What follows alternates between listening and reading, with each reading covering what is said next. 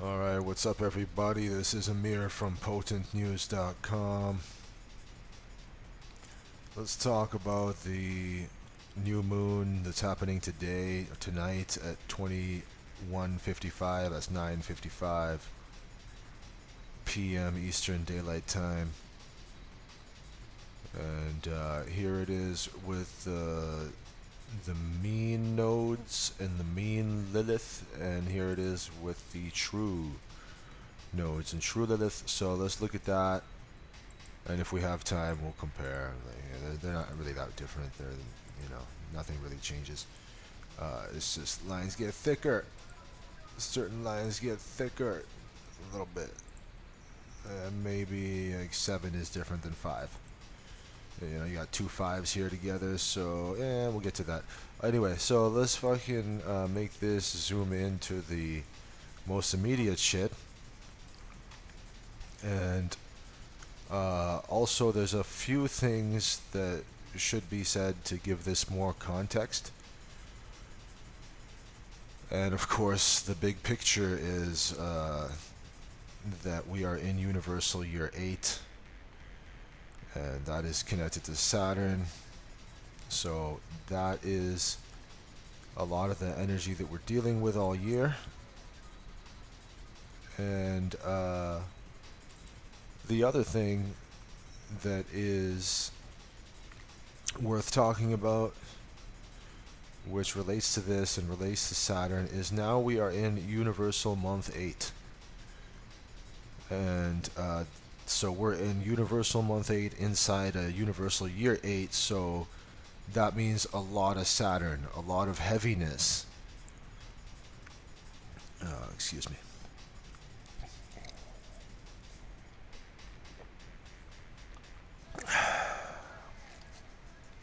So a lot of heaviness, and Saturn is about the government and authority, and the grandfather, having a far-sighted view, dealing with reality checks and all that, dealing with rules and limits, or being determined and ambitious. So that's what we're in now. And the funny thing is that uh, Saturn used to rule Aquarius, or Saturn is the traditional ruler of Aquarius, uh, and Capricorn. So you could say it's more Capricorn, but what's happening with the Aquarius energies recently is worth noting, which is that and how it relates to the number 8. Like I already mentioned, we're in a number 8 universal month, in a number 8 year, so you can expect a lot of stuff that's happening this month to be karmic. And of course, you have the lunar eclipse coming up on the 25th of no wait, that was the previous shit. The we are now September 2nd, so there we are. And then the next full moon that's coming up on the 17th is actually a lunar eclipse, partial lunar eclipse. And then after that, we got a solar eclipse October 2nd, and then the next sort of quote unquote regular moon is going to be October 17th. So lunar eclipses and solar eclipses bring fated events. Lunar eclipse is like a culmination point, and the lunar or the solar eclipse is a radical new beginning. And so solar eclipse is like new moon on steroids, and lunar eclipse is like a full moon on steroids. This particular full moon is in Pisces. That's interesting, given that we just finished 4 months of the planet that rules Pisces being in the last degree of Pisces. And there's like a lot of things to do with that. I can make a whole video about how everything that's happening has a lot to do with the number 29 recently. All sorts of things. Like here, even Scott Ritter's name has the same numerical value as the word 29. Uh, he was probably uh, singled out for his views on Ukraine and Russia. I think that's his take on it. But the thing is, it was on the seventh day in a universal month seven, and that entire month was very much about a bunch of stuff about lacking boundaries. Um, uh, in all sorts of different ways. That really deserves its own video. Uh, but I mean, here's the most prominent example, maybe. Like, how much more boundary lacking could it get than this shit? Uh, Let me pause that music here. This is ridiculous. This shit right here is ridiculous. Let me take a hit.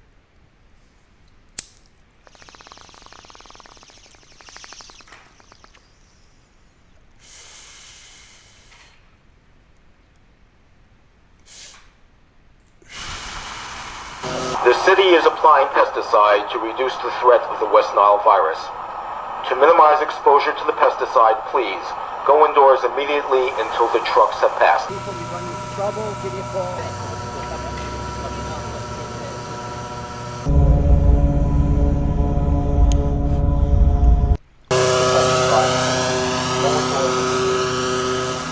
The city is applying pesticide to reduce the threat of the West Nile virus.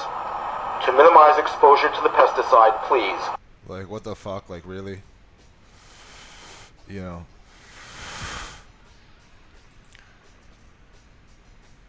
And that particular month, I said it's a number 7 month of that August 2024.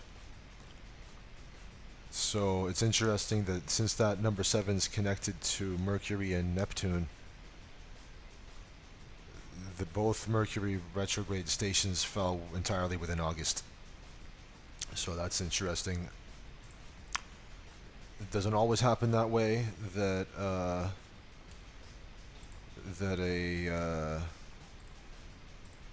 let me show you the whole year. We'll come back to the new moon. I don't want to spend all day on this. Okay, wrong window. There we go. So we just passed August. Here's the Mercury retrograde right there, and now we're in September. And so people are. My point is, like, people are. That was a huge wrench in the gears. This was one of the worst Mercury retrogrades I've ever seen.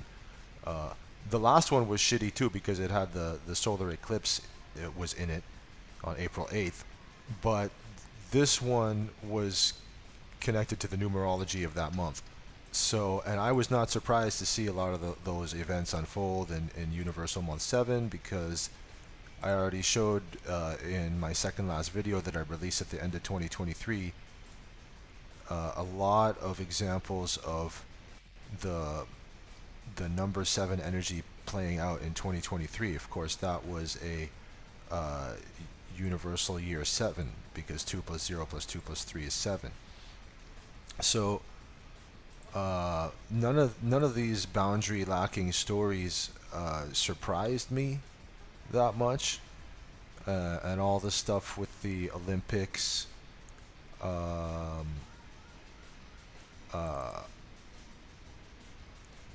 you know, and even leading up to that. Okay, fuck. This video is already starting to be a little bit longer than I intended. Here's July, and so you had the worldwide IT outage.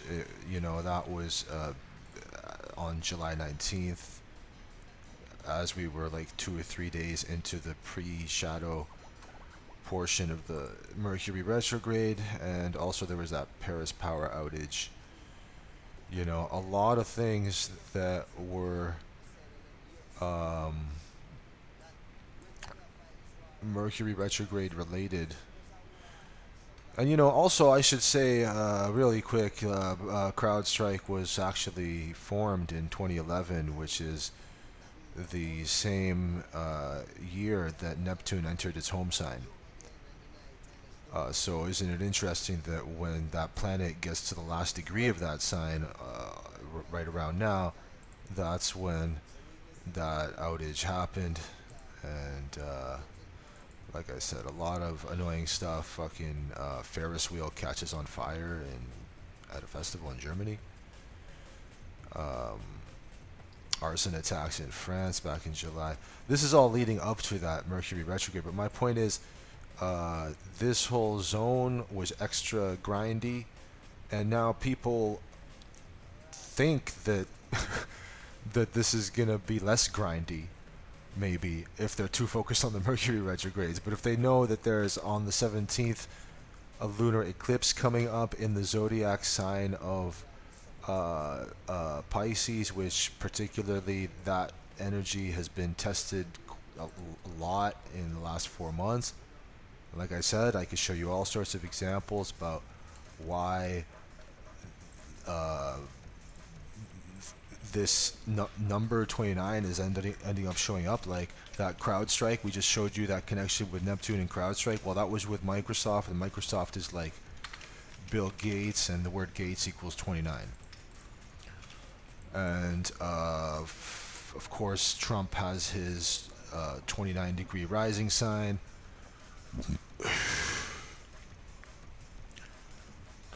And it's in Leo, so that's like the 29th degree is a Leo degree, so he's got a Leo rising degree in a Leo sign, and Leo rules the heart, and the word heart equals 29. The last degree of a zodiac sign is the 29th degree, and the word numbers equals 29. The word dark equals 29. The word light equals 29. The word black equals 29. The word white equals 29. The word C equals 29. And Elon Musk, he's in the news a lot. That's 29. France is in the news a lot. That's 29.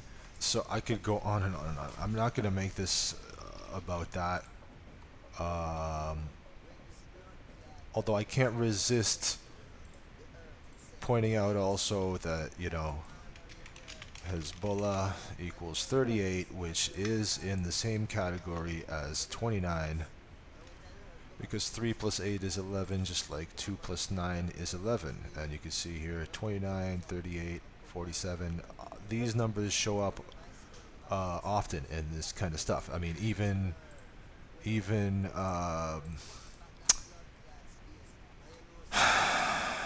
let me open up this folder here.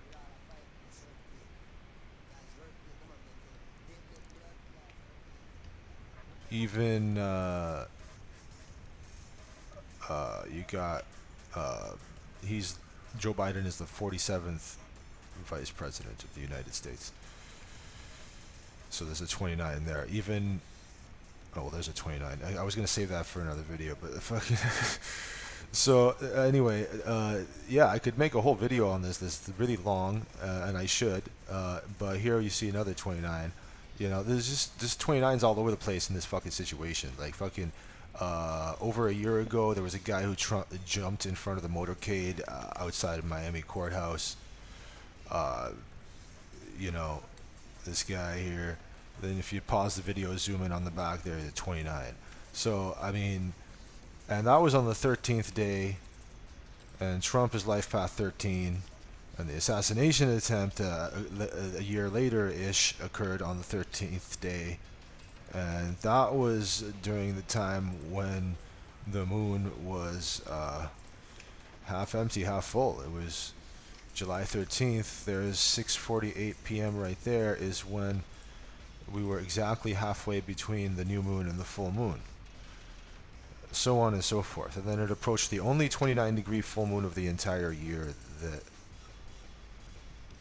that was a 29-degree anything.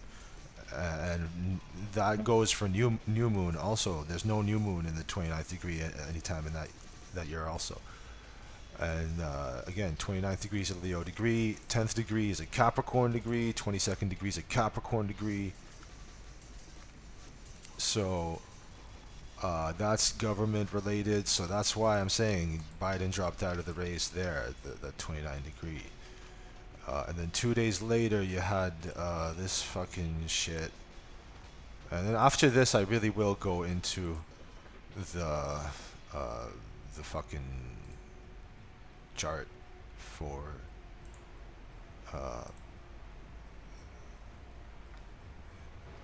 for the new moon in Virgo. But the point of showing you all this is that the Virgo is the opposite of Pisces, and Pisces really has been, uh, you know, so it really has been a huge part of the energy recently.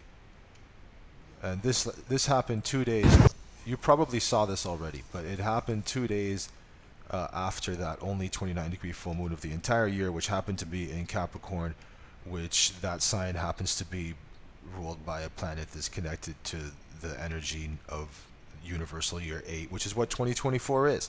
So the whole year is about Capricorn, like I said, and then the only 29-degree full moon of the year happens to be in Capricorn, and then like 1 or 2 days later, this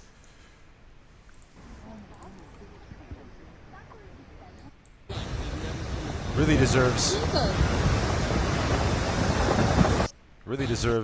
this. All this shit really deserves its own video for just being focused on the 29. But we're at it's worth talking about now because we're at a point where Pluto just went away from that 0 degree of Aquarius and went backwards.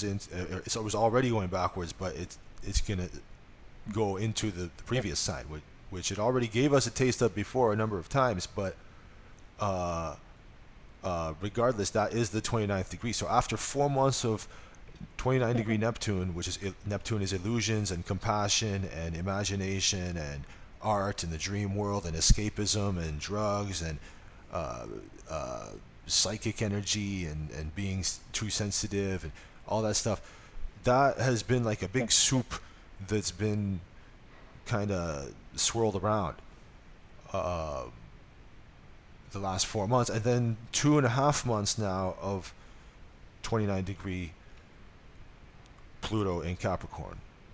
So regardless of the signs themselves, that makes a total of 6.5 months of 29-degree bullshit. So that's why it's worth pointing out right now, because the same day that this is what I tried to show at the beginning with that text here, the Pluto leaves Uranus ruled Aquarius and goes back to Saturn ruled Capricorn for a few weeks yesterday. And Neptune exits that 29th degree of this Pisces hippie ass energy, the sensitive hippie ass victim complex, savior complex energy. It leaves that tonight at 11:10 p.m. Eastern Daylight Time. So, in other words, from yesterday 7:57 p.m. to later tonight 11:10 p.m., you're gonna have both Pluto and Neptune doing this shit here. They're both gonna be at 29 at the same time, really briefly. It's almost like one planet is passing on the torch of the 29 bullshit to another planet, and that bullshit is this. And so that is, you got to know that the word last equals 29, finish equals 29, just like first equals 29, and the end equals 29. Like all this kind of stuff. And when you think about the fact that the Pisces is the last zodiac sign, so you're in the last degree. We just had 4 months of the last degree of the last sign. So that's a lot of lastness. That's why I felt particularly heavy. And now the Mercury retrograde is over. People the people even. It's kind of interesting that it gives us less of the fog. Like we're out of the post shadow portion around September 11th here, and then September 17th is that lunar eclipse in Pisces. So it's kind of interesting that once the wrench in the gears of the Mercury retrograde fades off, then you have the eclipse stuff. But that's what I'm saying about numbers 8 and September 2024 being. Okay, I can't think without the music. This is bothering. I'll show you that clip again in a sec. But um, that's what I was saying about the universal month 8 is very karmic.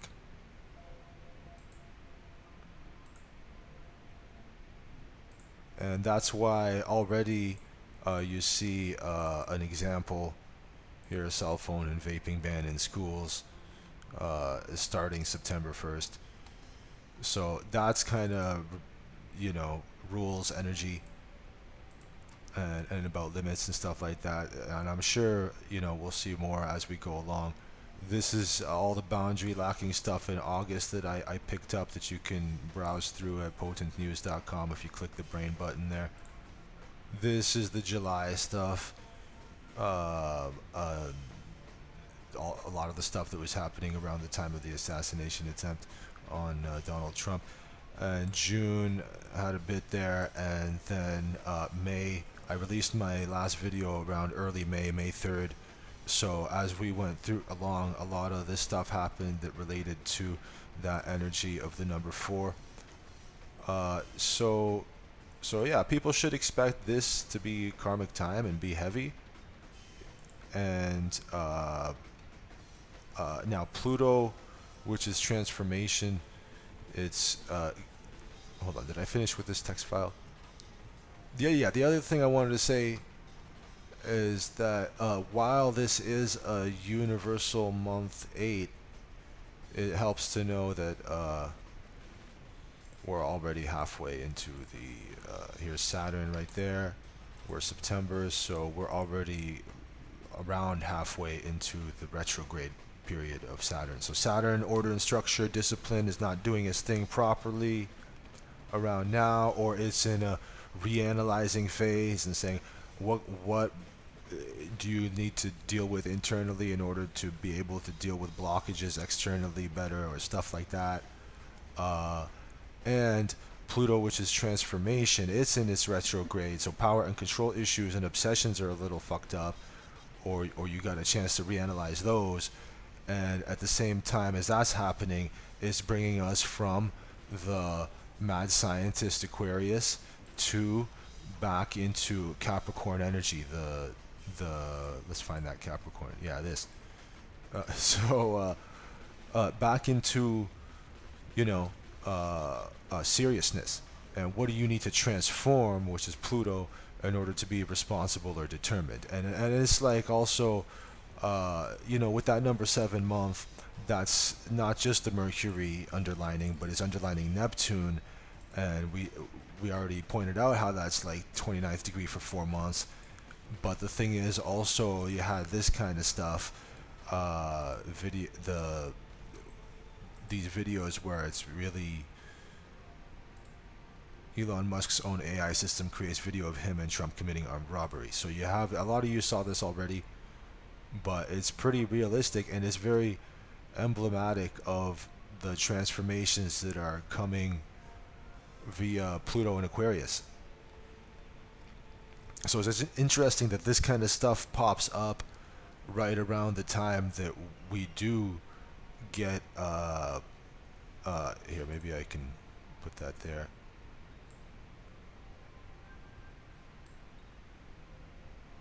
Yeah, okay, so right around the time that we do get that Pluto stepping away from Aquarius. But it's not just Pluto stepping away from Aquarius for temporarily before it gives you 20 years of that shit, of that mad scientist weird shit. It's also, if you look at the retrogrades, Uranus went retrograde. I think I pointed out that earlier, maybe, I can't remember. But here's the retrograde. So here you have Uranus beginning its 5 month or so retrograde, and that happens the same day, or really close. What was it? I think I had here. Let me close this thing. There was another similar video to that, but let's just actually let's finish the other one that we were showing. Let me pause this again, because it's emblematic of here, let me find this is Virgo here. There's Leo. This is what that video reminds me of, because the boiling point degree, like, let's rewind a bit, right? I said that July 21st was the only 29-degree full moon of the entire year. It happened to be in Capricorn, which is related to the whole year. But also, it was very much saturated with the water energy of Pisces, that Neptune 29-degree Pisces, and the 29th degrees of Leo degree, right? So you can almost imagine that that's what it is. Now, the geologists were like, hey, that's not a big event. And that it was relatively small, but if we put the audio on here, you can see if you were one of these people who was there, it wouldn't be small for you. Jesus. Jesus.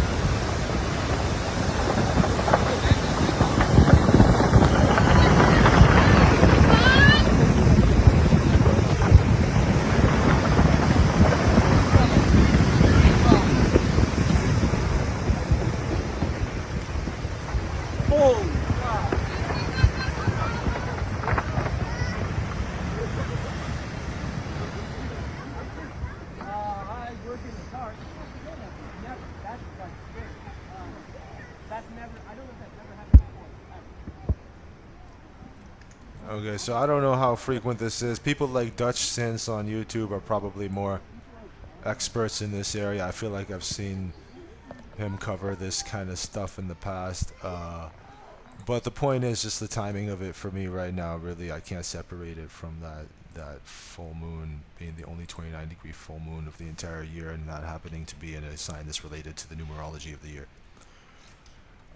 And all the stuff I said about the dark light, the dark equals 29, black equals 29, white equals 29, light equals 29, and then the halfway point is when the assassination attempt happened. That's fucked up, given that the guy, Trump himself, has a 29-degree Leo rising. There's a lot more to say about that, but anyway, let's put on the music. Let me take a hit of weed. Let's get into the chart. This is taking way too long right now. I think I gave you guys enough background about stuff to fully underline the weight of any Neptune stuff that's going on here, right? Like, here's Neptune, and you can see it's part of a T-square, and it's opposing this shit here, so we'll get to that.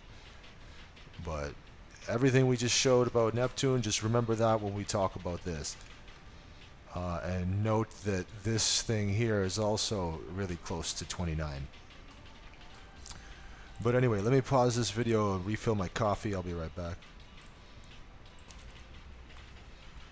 Alright, so got my coffee. Let me put the slideshow thingy back on.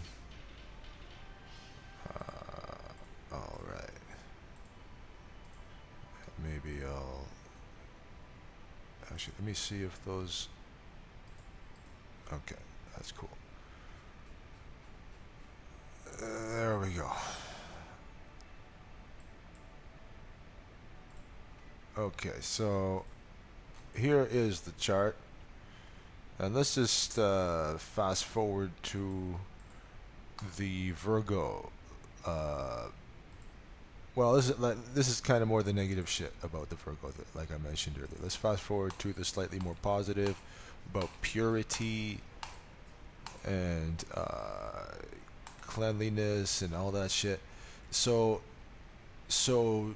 that's what this new moon is. It's in Virgo, and like I said, the full moon after this new moon is going to be an eclipse in Pisces. So whatever illusions people got, like, this is a good chance to kind of be logical about the thing, because that's what Virgo does. They are logical and they are helpful, so sometimes helpful to a fault. They will be people pleasers and stuff like that, and that's because they are that's because the first 6 signs are kind of more about the first, it's more about the personal lessons, even though Leo can involve romance and stuff like that, and everything, and Cancer is very much related to the family and stuff like that. But the seventh sign Libra is like the seventh house, which is marriage, and then like eighth house Scorpio kind of energy is like uh, uh, like shared resources and inheritance and taxes and things like that, and uh, so on and so forth. So like the 10th house or Capricorn's more about career, building an empire, and then honor and honoring the status quo or tradition while you're doing that, and maintaining order and structure. And then Aquarius is about like liberating from the oppressive components, the stale parts of that status quo, and then you're tired after that. That's the Pisces energy, right? Like this rebellious Aquarius energy. We're about to have 20 years of that. We already had like 3 months or so in 2023, which was that was rather new. That was, because Pluto moves so slow in a sign. It entered Capricorn here in 2008. So from around 2008 to here, that's how long it took this planet to go from here to here, and now that's why the brief taste of that it gave us of the Aquarius energies in 2023 is something you can very much connect to ChatGPT and AI art and all this next level scientific achievement stuff and the innovation and whatever, but also on the lower vibration, any technocracy stuff. But like, uh, we got 20 years of that coming up, and we're in a number 8 year, which is about Saturn energy, which involves both of these signs, but I would say more the Capricorn. And so if you know that, okay, this is stuff I pointed out in a previous video, so I don't need to talk about this forever, but it's worth noting that uh, uh, Aquarius is air, uh, just like Gemini, and Jupiter entered Gemini back in May 25th, and is going to spend around a year there. Mars is almost finished with Gemini, so Jupiter's expansion and hope and optimism and good luck, and Mars is the conflict and passion and war and stamina and assertive and aggressive. So all of that stuff's been happening in the. Here, we'll come back to this. Let me open up the Virgo or the Gemini picture. So all of this, the people have been getting a lot of hope from the Gemini stuff. Hold on, let me sip this coffee.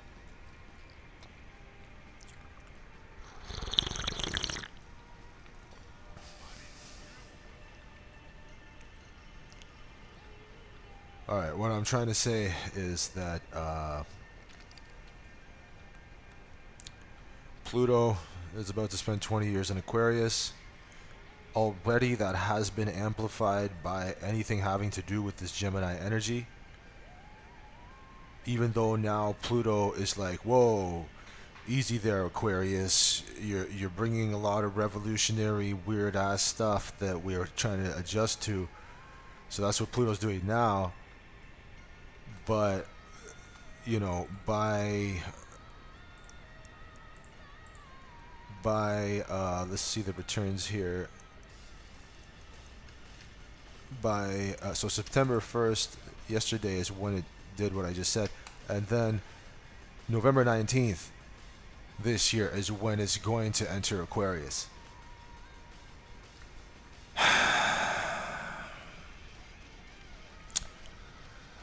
Now, so another thought just came to my mind now about this in relation to the elections, but maybe I'll come back to that and in relation to 2025. But first, I'll finish this thought, which is that um, we have this portion here where it's like back to the drawing board, where you can salvage what you can from the status quo, see what you need to transform, Pluto transformation, in order to be responsible or determined. But November 19th, it'll go back into that rebellious eureka moment, revolutionary kind of Aquarius energy for 20 years. And then the thing with Jupiter, it's not going to leave Gemini until June 9th, 2025. And then shortly after that, you have the planet Uranus, which rules Aquarius energy. And by the way, that's a fake picture, it's AI. uh, that planet Uranus is going to enter Gemini July 7th, and for the next several years, for the most part of it, it's gonna be uh, uh, a lot of Gemini, a lot of Uranus and Gemini energy. Like you can see here, from 2026 to 2032, it'll be nonstop Uranus and Gemini. But also, we're getting a taste of it from July 7th, 2025 to November 7th, 2025. But then after that, it'll go the next year on the number 1 year. Okay, I'm already losing a lot of you. I feel that. Hold on, let me just take a hit of this.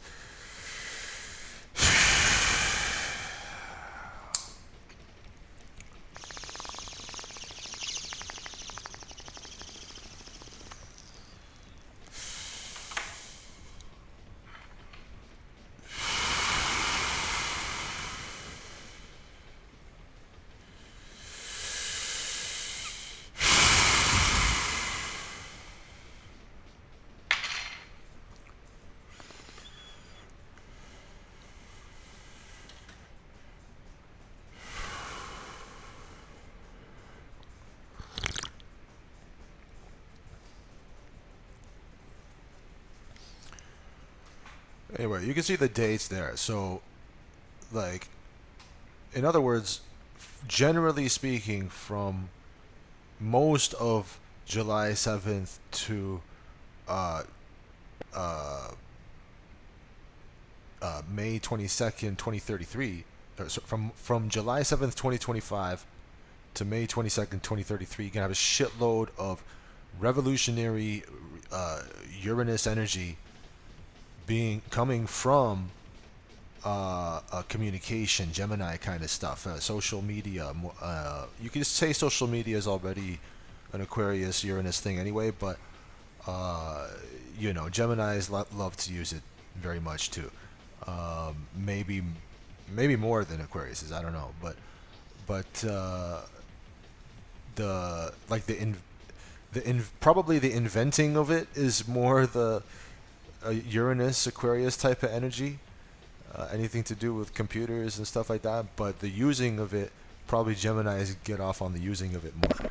But anyway, my point is that the Pluto in Aquarius 20 years of energy will probably be amplified a lot by this Uranus for several years, and that's shortly after Jupiter, which is right here right now, has given us a good deal of air energy from Gemini for about a year. So basically, Jupiter will give you air energy from Gemini for a year. Then shortly after it finishes that, then the next several years is going to be massively boosted by boosting the Gemini energies via the unusual awakening kind of to innovative Uranus energies. And there's a lot more to say about that, but let's just like notice the fact that this new moon is in the 11th degree, which is an Aquarius degree. So the new moon is in Virgo, and it's in the 11th degree. So a lot of the stuff that is going to bring us comfort, which is the moon, and bring us life force, which is the sun, is going to be happening from being taking care of what problem areas stick out. Now the negative version of that is being a nitpicker and being a hermit and just missing the forest for the trees and stuff like that. But the positive version is having a nice a clean place and avoiding germophobia as much as possible. Like, I'm a Virgo rising, so it's kind of a thing I'm dealing with. But so here it is that right now this is the only kind of regular moon that you got for a while, and if it's in the 11th degree and it's in Virgo and Virgo misses the forest for the trees, and the 11th degree is about putting everyone on the same level, it's about group settings.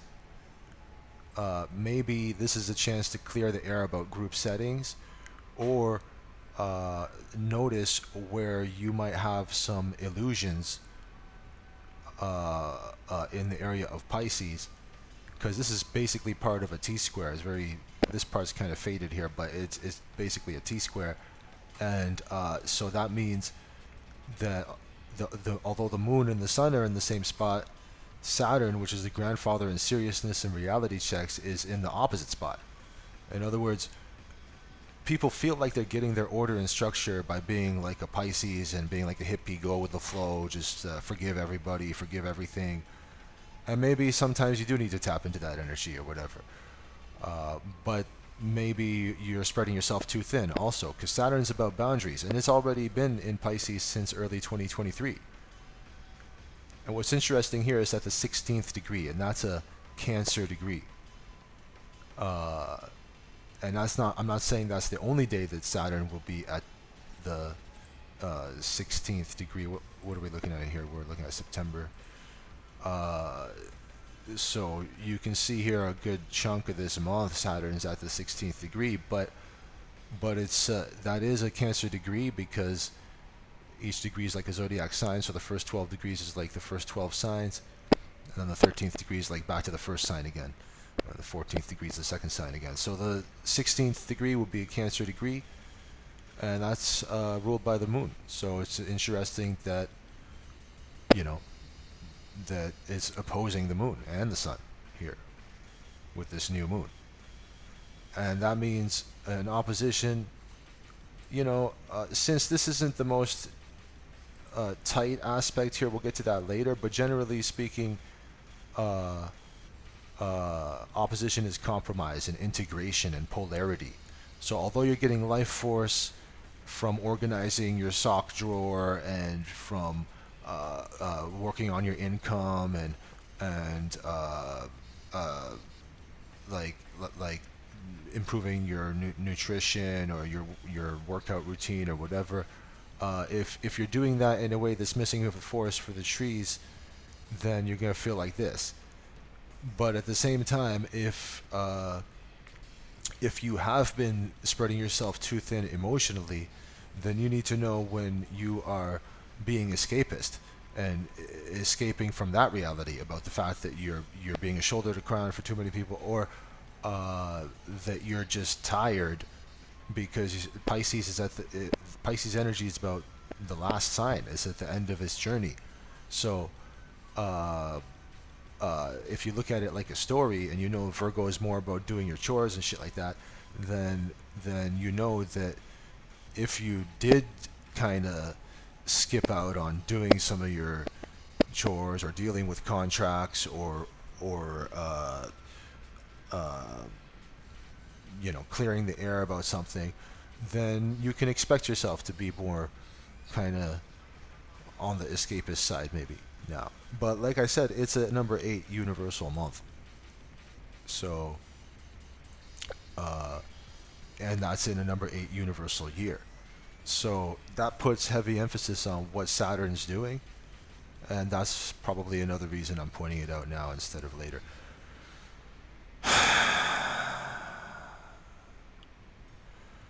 But a square, like, even if this other shit wasn't happening here, this distance from here to here makes it a square, 90 degrees, and that is Saturn energy anyway. That involves delayed gratification anyway. So there's lots of stuff like that happening here. Here's a square, here's a square, here's a square. We'll get to all these. There's some good stuff too, like you get this minor triangle, but that's the thing, like this minor triangle here is, the tip of it is that 29 degree Pisces. So if people are being too escapist, it'll be more obvious now. It'll be more of a reality check about it now. But let's go back to the actual moon and sun itself. Whoops. And notice the decans. I'm not going to do that for every single fucking thing here, but since we are looking at the new moon, so the first 30 degrees is or let me say it like this: 360 degrees in a circle divided by 12 signs, you get 30 degrees per sign. So then that's also further subdivided into 10 degree increments. And so the first 10 degrees would be pure Virgo. Second 10 degrees would be the Earth sign, the planet that rules the Earth sign after Virgo. So the Earth sign after Virgo is Capricorn, so that would be give us Saturn flavors for what this thing is, for degrees 10 to 20. And you can see, if you want to look at all the decans, you just go to that brain that is found here at potentnews.com, and just go to the astrology section, and you'll see this from tarot.com. And so if you don't want to do the math in your head, that's a good way to go look at it. And so we said 10 to 20 is Saturn, and so 20 to 30 is Venus. But that's not where it's at. It's in the Saturn. So that's another reason to take into account the fact that what's opposing this is literally Saturn. So anyway, I think I've beaten that point to death. Let's go back here. Alright, let me have some more coffee.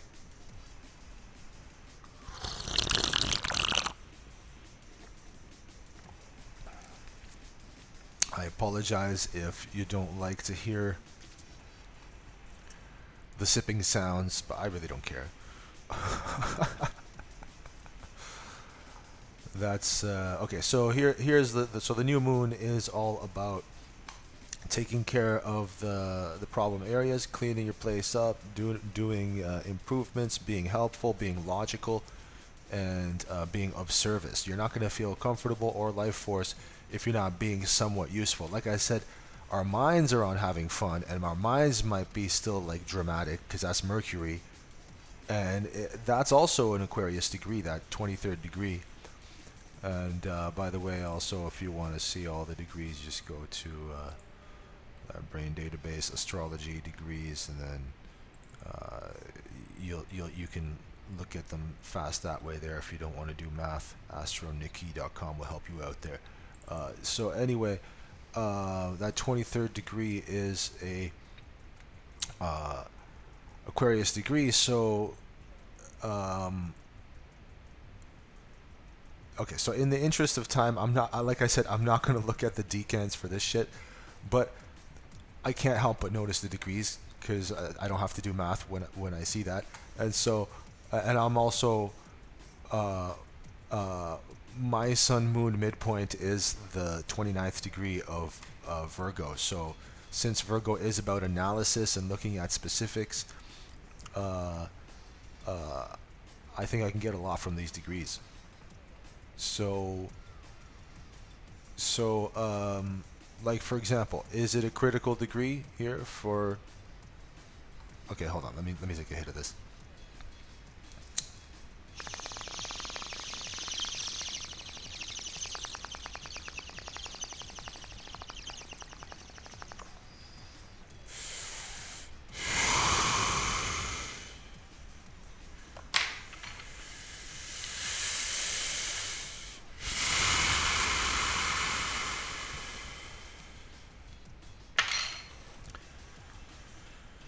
See, one thing about my 10th house is Gemini, so this Jupiter is hopefully bringing expansion to my career, and this Mars is hopefully giving me the stamina and the endurance to be able to take action without thinking about it too much.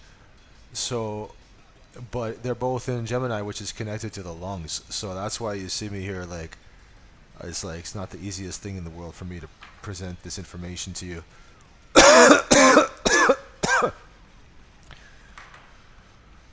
But you know, if I had done the Virgo thing more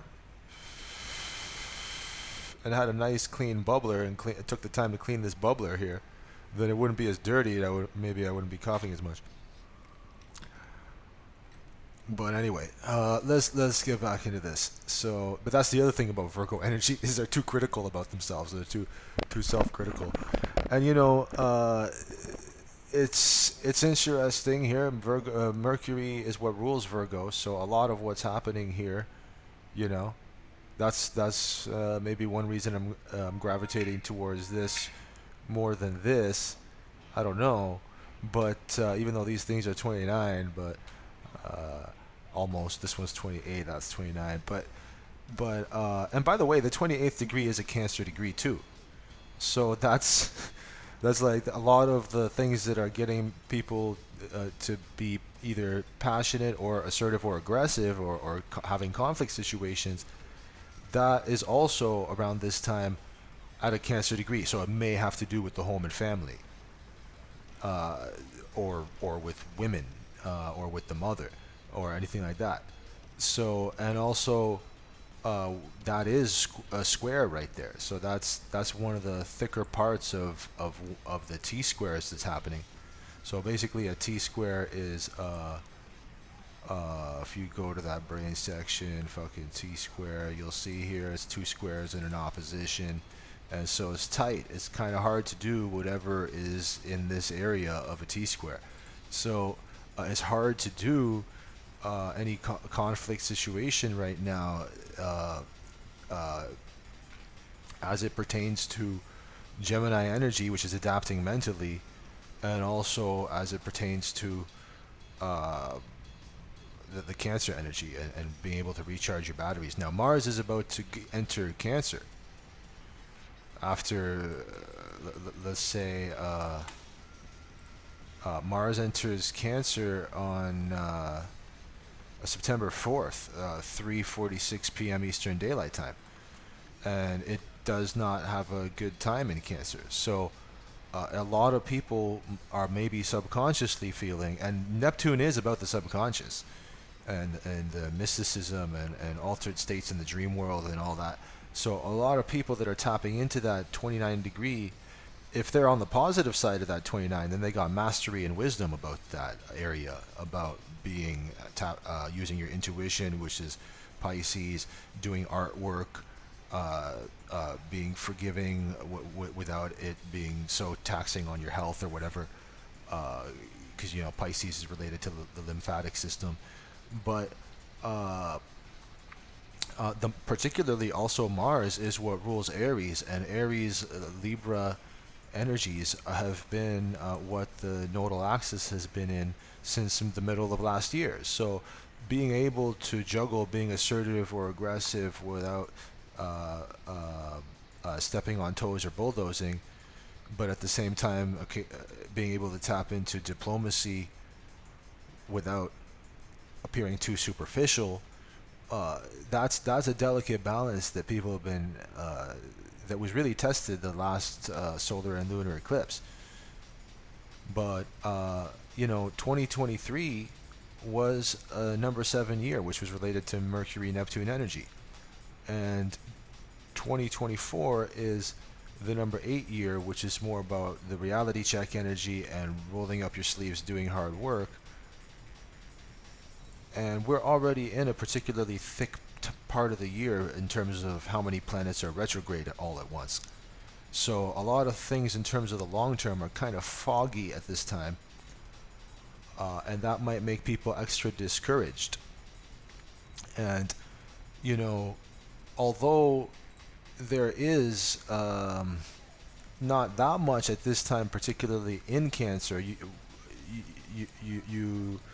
we already saw here that Saturn's at a Cancer degree, Mars is at a Cancer degree. Uh, uh, Saturn's not squaring Mars at this time, maybe earlier, but Jupiter's still squaring it. So Saturn's contraction, Jupiter's expansion. So people have had a chance already. This square between Jupiter and Saturn happened a while ago-ish, August 19th, and Saturn was already into its retrograde at that time. And then the next time this same thing will happen, this delayed gratification thing between expansion via being like a Gemini uh, versus contraction or long-term seriousness by being able to take emotions into account. The next time it happens, it'll be Jupiter, the Jupiter and Gemini stuff that's going to be retrograde. It'll be Jupiter it'll be our sense of hope and optimism that will seem slightly diminished at that time. But now it's our sense of realism and what's the reality on the ground. That's what's slightly diminished. People are still getting high off the chat, and gossip. Like they're still getting really high off of that shit. And Neptune energy is about like drugs. So you know, if it doesn't mix well with what's happening here with that Gemini energy, you can see how that would transfer over there. Uh, um, and yeah, so all this stuff with the 29 and how tight that is, you know, essentially, that's, let me pull up the, I don't know if I already went through the keywords for it here, you know, there's some gematria about it, but in terms of the numerology, it's uncertainties, treachery, deception of others, trials, tribulation, unexpected dangers, unreliable friends, and grief and deception caused by members of the opposite sex. And it's also mastery and wisdom. And the word zombie and sheeple also equal 29. So just like mastery and wisdom and numbers. So it's almost like the more you get a sense of mastering a certain area, the more other people around you get, you know, jealous or hostile or whatever. That's what happens. Like most people are stuck in the Karpman drama triangle, and if you raise your vibration, then you almost just from that they sense you as a threat. So and and they don't want to take the time to work on themselves to see the stuff that you tried so hard to work on yourself to see. And so it's like, okay, well, it's done now. And that's what I'm saying about like the number 8 year. Like it's really close to the number 9 year. And if all this stuff relating to lastness and that Neptune 29 degree stuff, 6.5 months in total of 29 degree bullshit this year, that's something to keep in mind if you know that the next year, number 9, is the last year of this cycle. And then 2026 it'll start new again. And that's what I wanted to say about earlier when I was pointing out some stuff about Pluto, is that Mars will be opposing Pluto, if I remember correctly, a few days before the next US elections. And Mars and Pluto are both connected to the number 9. So that warlike Mars energy, you know, Netanyahu is a life path 9, for example. And he's got his North Node Aries, which is ruled by Mars, which is, I just told you, that's connected to 9. And everybody knows, just looking at what's happening with the geopolitics and stuff, that things just kind of keep getting worse every month or 2 or 3. It's just constantly worse and worse. It's not like things might get like settled here and there, hushed down or whatever, but it's essentially like it just looks like chaos out there.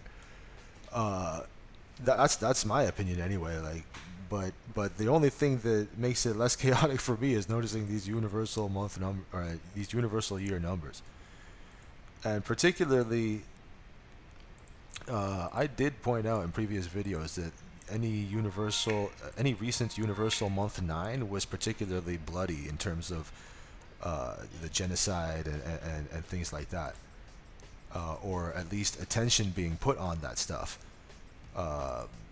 You know, the first new moon in Capricorn of the entire year involved this. So anyway, let's go back to the chart, because I'm losing my voice here.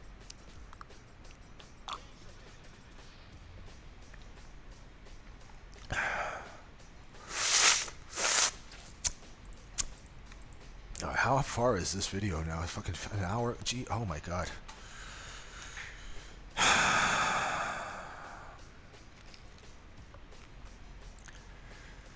So anyway, you know, so I showed you what that 29 is. Let's just take a slightly less ominous view of the 29 just for fun. Let's just take a look at this, because I don't want to be fearmonger. You know, I like numerologistpro.com, and I like their bullet points for the 29. These ones do very much align with what I pointed out here in, where was it? Okay, hold on.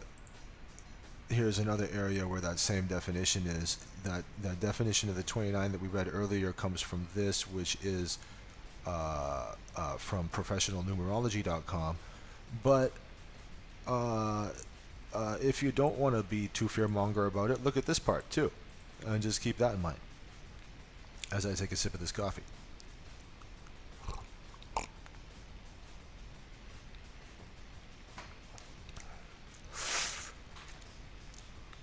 Now, it's worth noting that the 29 is a moon number, because 2 plus 9 is 11, and 1 plus 1 is 2, and 2 is connected to the moon. But also the 29th degree is a Leo degree, and Leo is ruled by the sun. So that's interesting too, that the sun and moon are kind of opposites. So, yeah, let's get back into the chart here. Alright, so there we go. And hold on, there's some distracting noise in my hallway, so I guess I'll take another hit here. That Gemini energy is connected to the neighborhood.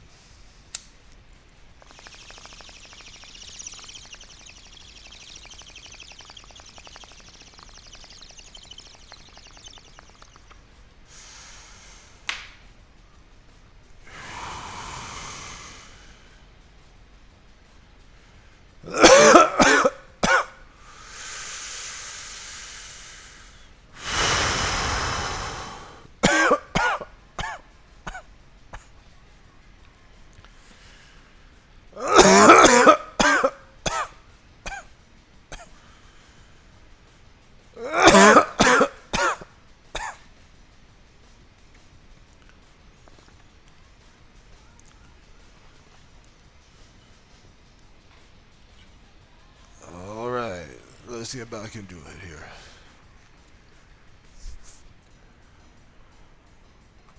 So, I'm really tempted to look also, since there was this Cancer degree here from Saturn, ordinance structure via adapting emotionally. Pisces is in a Cancer degree, which is with the home and family.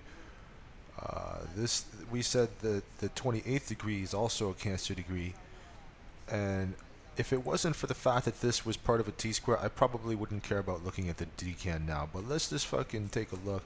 Third decan of Gemini, if we don't want to do math, is Uranus. So freedom and inspiration and liberation is a huge component of what's getting people angry too. It's not just that they feel like they've adapted mentally enough and they're at a boiling point for that. And literally the word boiling point has the same numerical value as the word here, do I have that open here? Here, I'll open it from here, the anaretic degree section. The word boiling point literally has the same numerical value as the word anaretic degree. And my name, right? Remember I said that my sun moon midpoint is at the 29th degree of Virgo. So I'm like, that means that the last 4 months of 29 degree Pisces has been completely opposite to that for me. And so this is you know, it's interesting that the last zodiac sign is water, and when we're talking about the word boiling point, that has the same numerical value as the word evaporation, which is when water goes from, you know, liquid to gas. And the word zodiac wheel also ends up having the same numerical value as that in the Chaldean cipher, which, remember, the 29 and the 38 and the 47 are all in the same category. So, you know, anyway, let's move on. Point is, Mars is about to be at that boiling point. So a lot of people, I would advise right now to pick their battles, especially if they got illusions, especially if half the reason they're trying to battle anyway is because they didn't get enough done in this universal year 8. They didn't roll up their sleeves enough.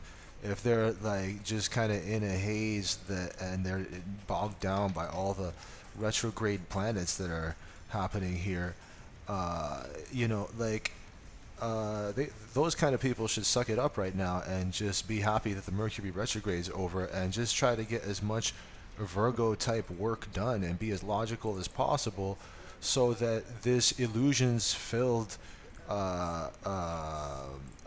lunar eclipse that's coming up in Pisces on September 17th is then not as bad. And notice that this is September 17th, and 1 plus 7 is 8, just like 2024 is universal year 8. And, you know, the last eclipse also April 8th, that solar eclipse. So, I mean, here you have the March 25th lunar eclipse, and then here you have Pisces of the 25th degree. And remember, we're talking about the 38 and the 47 and the 29 being the same category. Here's that 25th degree, 47th minute. Anyway, let's not get too lost in the details. Let's go back here. Let me take another hit here. Freaking holy shit, man.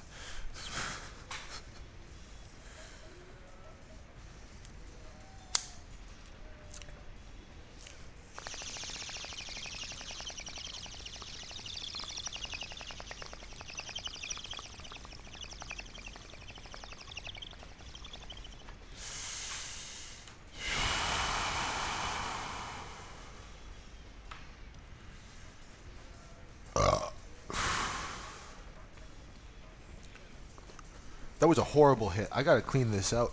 Here, let's boost the music so that I can refill this bowl properly. There's water in this, so you can't put it upside down and it'll spill the water everywhere. That's an annoying situation. All right.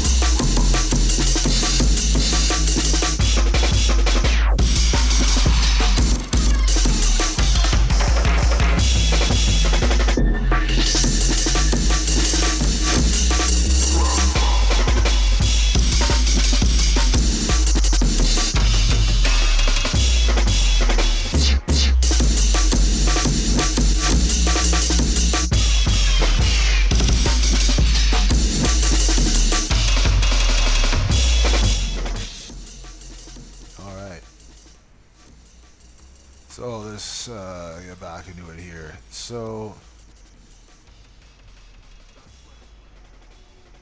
all right. So the stuff that your intuition in Virgo, your feelers about what's off or what's sticking out or what needs to be dealt with or improved, and the life force energy gained from that same stuff. That is what was I gonna say about that? That is like the stuff that's relating to is more of the the further away outgoing and further away incoming kind of stuff, right? Because here's the half degree orb, 1 degree orb, 2, 3, and default. So you can see that a lot of the stuff that the intuition and the life force energy is dealing with is stuff that was either outgoing or incoming. And like I said, that part that, although it is opposing Saturn here in Pisces, order and structure via adapting emotionally, that was already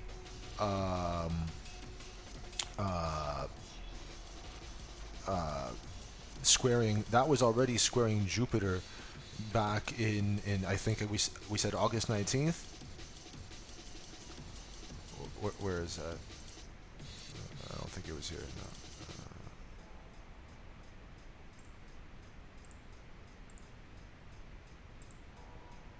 Yeah, August 19th. I had a Leo degree. That's 17th degree to Leo degree. So, Leo's the 8th zodiac sign. That aligns with that 2024 energy also. The 8th tarot, or no, Leo's the 5th zodiac sign, my mistake. But the 8th tarot card is Strength, which is connected to Leo. And it has a big lion on it and a lot of yellow, and the word yellow sounds like Leo. How about that? Haha, look at that. So, tapping into those brave energies are crucial for the next 20 years to balance out the mad scientist Aquarius energies of being too much in your head. Leo rules the heart.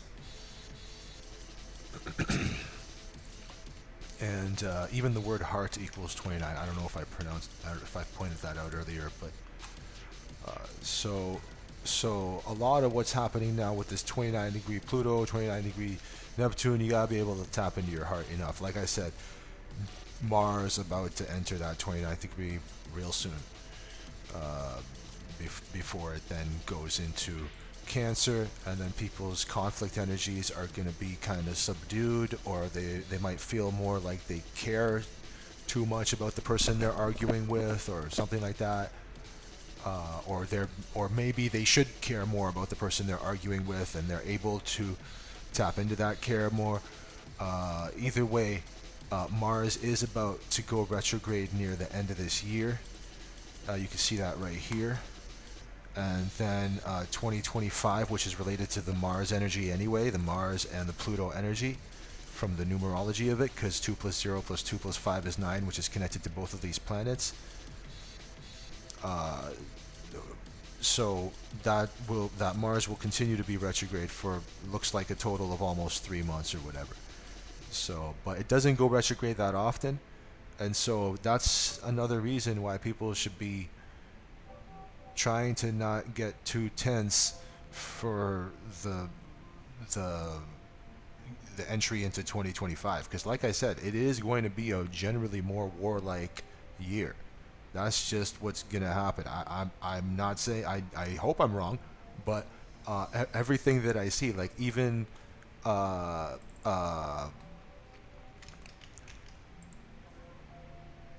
I like this story here,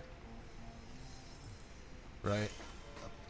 I'm getting multiple sources about whether that's 29 kilometers away from the Gaza borders. So that's what this source says, and then a separate conversation with Copilot said that it's 32 kilometers instead. Regardless, I think this story, which was about protesters that stormed bases because they didn't like that the Israeli soldiers were getting punished for sexually abusing and torturing Palestinian prisoners. I believe it was 9 soldiers that were about to be tried for that stuff, or punished for that stuff, or whatever. Don't quote me on that because I can't remember, but my point is, the 9 shows up a lot in this kind of thing. And if it is actually 29 kilometers from the Gaza border, like this thing says, then that's like 18 miles, which is also 1 plus 8, which is 9. But anyway,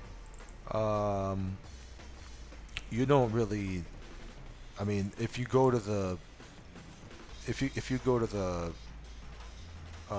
Life Path 9 section of the database here, you can see that even the Star Wars has wars right in the name. That was at a life path 9 date. Even the War Measures Act, which turned into the Emergencies Act, both of these things, back in 1914 and when it turned into the Emergencies Act in 1988, both of those separate specific dates are life path 9 dates. So it's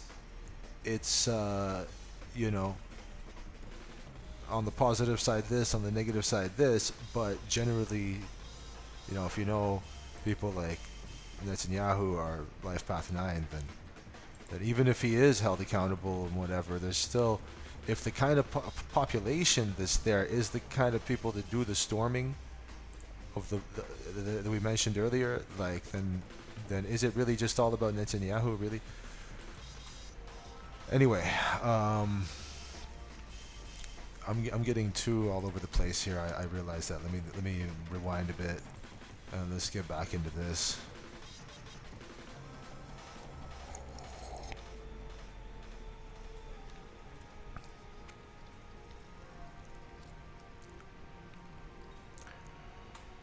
So yeah, the here's the new moon, right? This when the moon and the sun are in the same spot. It's at the Saturn decan. So even though the next most thing that I want to talk about is this Chiron trine Mercury and this Mars square Neptune, just the fact that this is in a Saturn decan makes me want to fast forward to this and notice Saturn's opposite here. So like we said, the stuff giving us short-term emotional security and comfort and giving us life force energy and helping us be creative and whatever, that's all the Sun Leo energies, because or the Sun rules Leo, and 29 degrees of Leo degree, but that's the Sun, or that's all that stuff that's happening there is in Saturn decan, and so then that makes me think about Saturn being the opposite of it, even though that's one of the more outgoing, incoming things. Like the moon moves faster than the sun, right? So even though the moon's going to move past here soon, the sun will eventually be opposite to Saturn. So if you want to know when that's going to happen, that's right here.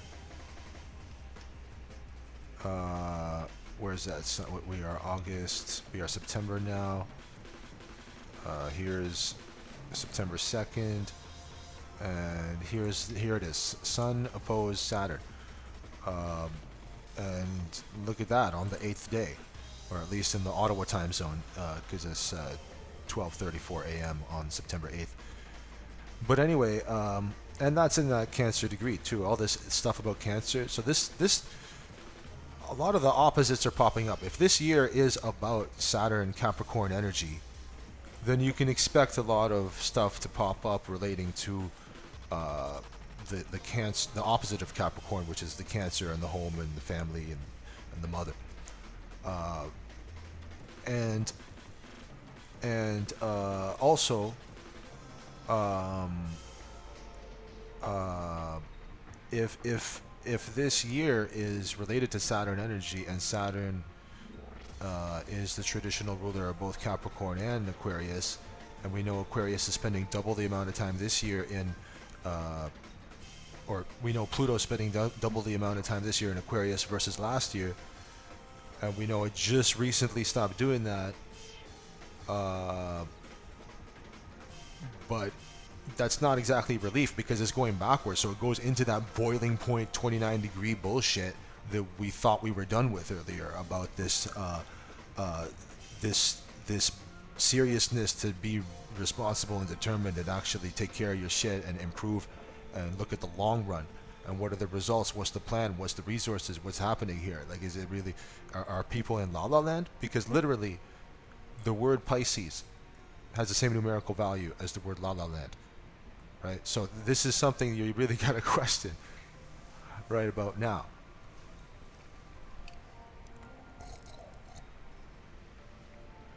So the sun is ego, like we said, life force energy, getting gain generally from tending to the problem areas and being of service and being helpful and logical. but that's opposite to Saturn in Pisces on April or on September 8th. So and both of them are going to be, you know, in that Cancer degree, but uh, okay, I don't know if I finished what I wanted to say earlier, which was the opposites thing, right? So I pointed out the opposite stuff with the fact that um, uh, you know, Saturn is the Capricorn, which is the grandfather, and basically that's opposite to Cancer. So the Cancer energies, like if you're just too cutthroat and you're workaholic and you just do this until your knees break, then that's not good either, right? That's why the you gotta balance that out with the opposite and have a nice home cooked meal and stuff like that. Virgos love home cooked meals. Virgos love nutrition and stuff like that. You know, Cancer rules the stomach, but anyway, so it's balancing the Cancer energies with the Capricorn, but then also if you know that we're facing a lot of Aquarius energies, and you know that recently those have been up for review via Uranus going retrograde, via Pluto stepping away from what Uranus rules, which is Aquarius, then so then you'll know to balance out the energies with the opposite of Aquarius. Aquarius is the good of the group, too head-centered. Leo is heart-centered. But the negative version of Leo is narcissism, and just like making everything all about you. Like it's, you know, I'm a Leo moon, so I'm not saying that it's not. I'm not saying I'm not over dramatic ever, but you know, it's sometimes it almost feels like it's better to be over dramatic than be a complete robot, and that's the opposite energies. That's the Aquarius energies. Because Aquarius aren't as dramatic, but they will look down on you and they will be elitist and maybe too lofty or something like that. Whereas Leos are better at relating to you as an individual and having fun with you and stuff like that. You kind of, they're fire, so you generally sense a warmer energy from them. But anyway, so that's what's going on with the opposites. Saturn, which is ego and rules Leo, is going to be in Virgo for a while now.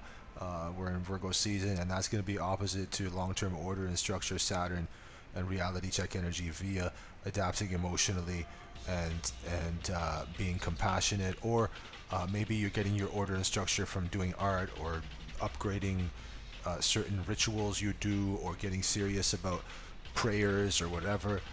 Whatever it is you do with like mysticism and stuff like that, it's a good opportunity September 8th to check if that is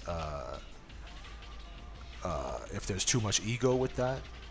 Is there too much ego with your long-term view about getting order and structure, or is the baggage from the long-term stuff that needs to get done, is that so heavy that it sucks way too much life force from you and makes you not want to even do your Virgo like improvements and tweaks and stuff like that, like tweaking this and that. But like I said, September is a number 8 month. We're in a number 8 year. Saturn's retrograde. So you can expect it to be depressing generally. But what we're looking at here, the reason I'm talking about September 8th is because that's what's opposing here. This new moon's in a Saturn decan, and so look at Saturn, and Saturn's opposing this, but it's not going to oppose the sun part of this exactly until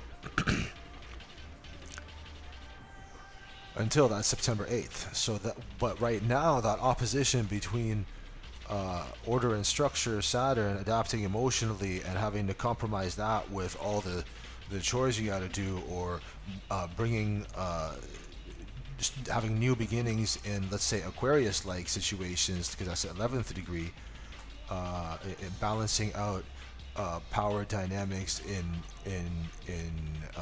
relationships and in group settings or something like that. so there is an opportunity for new beginnings with that, and but that's also having to realize that it's squaring Jupiter, which was itself squaring Saturn. So in other words, the hope, as I said earlier, I'll say it again, the hope that we got from chatting and adapting mentally, it's all fine and good. Like the stuff before that is Taurus. So when you have too much Taurus energy, then it's like you're predictable, you're boring, you're sticking with what works, you got stability, but you're not really testing yourself mentally, you're not trying to get out there and mix with other people, you're too locked into a routine and stuff like that. And that's where the Gemini energy comes in. But then if you misuse the Gemini energy, then you're just blowing around like a leaf in the wind. You are just impressed by shiny things all over the place. You got ADHD too much, and you might be even risking being two-faced or even forgetting what you actually prefer about any given situation or whatever. If you're too much training yourself to adapt mentally and speak other people's language and shit like that, then that's one way it could be misused. And tip of a T-square is not fun. A lot of people that are going to be having a hard time with the hope that's being knocked out of them by Saturn from days ago or whatever, August 19th or whatever the fuck it was. A lot of people that are having trouble with that energy, maybe they'll go to the opposite of what's at the tip of that T-square subconsciously, which here is Sagittarius energy, which is about philosophy and religion and beliefs and morality and ethics and stuff like that, and having adventurous, being optimistic. But if that's where you're going to subconsciously as a result of not being able to do these energies properly, then you risk having all the bullshit from these planets here that are heavily about the subconscious, which is Pluto and Neptune, right? They're at that messy 29th degree. One of them at an earth sign, another one water sign, the last sign. And so that's going to probably influence what ends up happening here, which means watch out for ego. Watch out for people just waxing. I don't know if the word's waxing poetics. I don't know if I'm using that correctly, but a lot of people that are into philosophy seem to lack context about what is so useful about their philosophy. Even if they are actually correct about the things they say, that's by and large the Sagittarian part of the journey. And what Capricorn does is it takes all that wisdom and all the values that you've learned from that and the higher stuff, and it builds something out of it, something that can stand the test of time, and hopefully that later won't have too many stale components that the Aquarius energy will have to clean up. But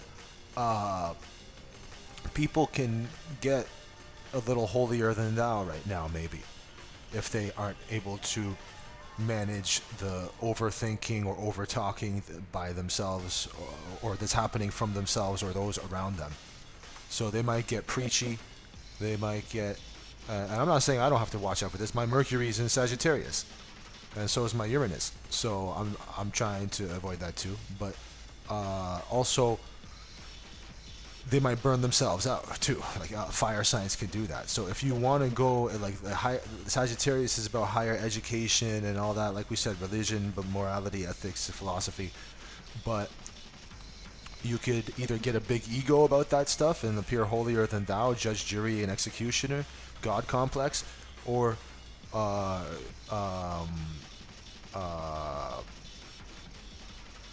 I lost my train of thought. Hold on.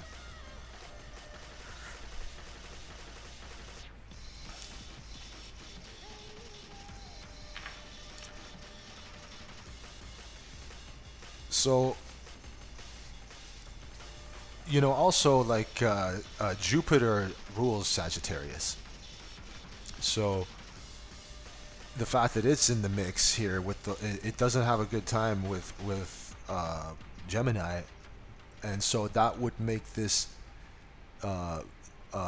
wet blanket that Saturn did to Jupiter recently worse feeling. And these are all mutable signs. Virgo adapts. on the earthly level and wants to be of service and will want to give you some of their time and energy. If they're assholes, then they're just gonna be acting like, even if they give you 5 minutes, and they're giving you an arm and a leg, but and they'll be too hermit-like. But if they're balanced, then they're gonna be wanting to be helpful in a practical way. Okay, more noisy hallway. Awesome. Okay, hold on.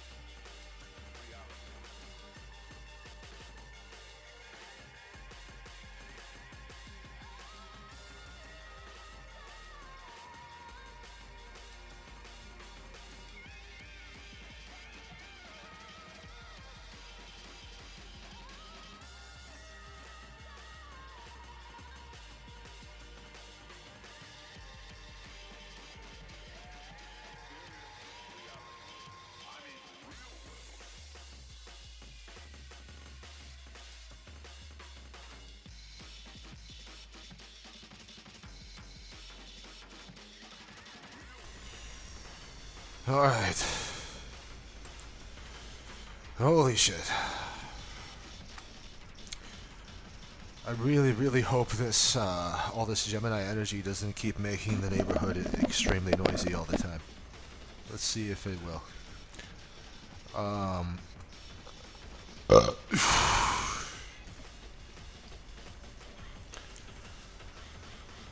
Yeah, you know what? Let me grab my Angelite Stone and this Lapis Lazuli.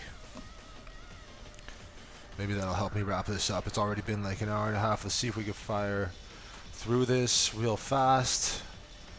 Alright, because there's a lot of stuff going on here that's worth talking about. Now, what I was trying to say is that the adapting is difficult when something's at the last degree of that adapting sign, but it's made more difficult if it's part of a T-square, like it is here, and also made extra annoying by the fact that the planet that rules this particular sign here is Mercury, which only recently stopped going retrograde.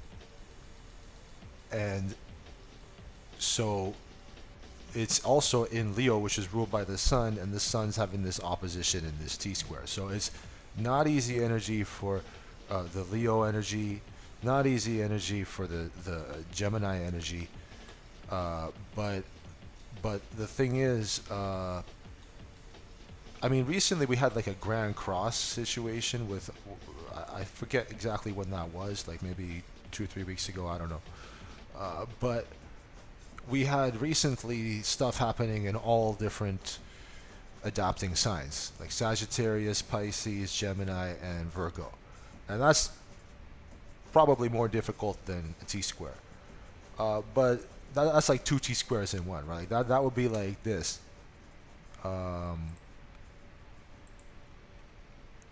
Here's the Grand Cross, right there. And here is the T-square, right? And so it's the T-square is analogous to Mars Aries energy. You can do a lot with it, but the Grand Cross is analogous to Mars, Saturn, and Capricorn energy, according to freehoroscopes.com. But it definitely fits, and both Mars and Saturn are malefic. They'll be more likely to cause trouble. So that's one thing to take into account. If a lot of what's happening here is that friction even though Mars is not squaring Saturn, right? Like, I'm not gonna go look at when Mars did square Saturn recently because I want to get this done. But that Mars Saturn or that Mars energy is one of the most intense things that's happening in this chart. It's one of the most immediate things, and it's squaring Neptune, which is in the same sign as that Saturn's in. So that alone should make you watch out for any misuse of this energy. Let alone the fact that it's a T square. Let alone the fact that it's in a sign that is ruled by a planet that only recently went retrograde. So anyway. So people are getting their life force energy from having a place for everything and everything in its place, being clean. That's why the Virgo's energy is very much the same as the Pisces. Pisces is into mysticism. That's very much overlaps with religion, which is the Sagittarius thing, and Virgo. Excuse me. Okay, I think I lost my train of thought there.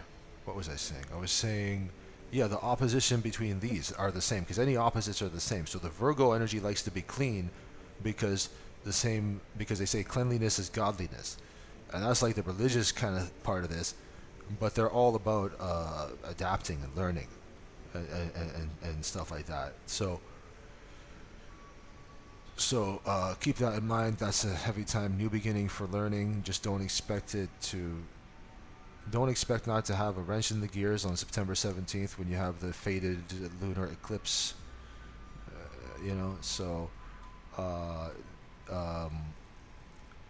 But yeah, this is a chance to align your masculine and feminine, the moon and the sun being in the same spot.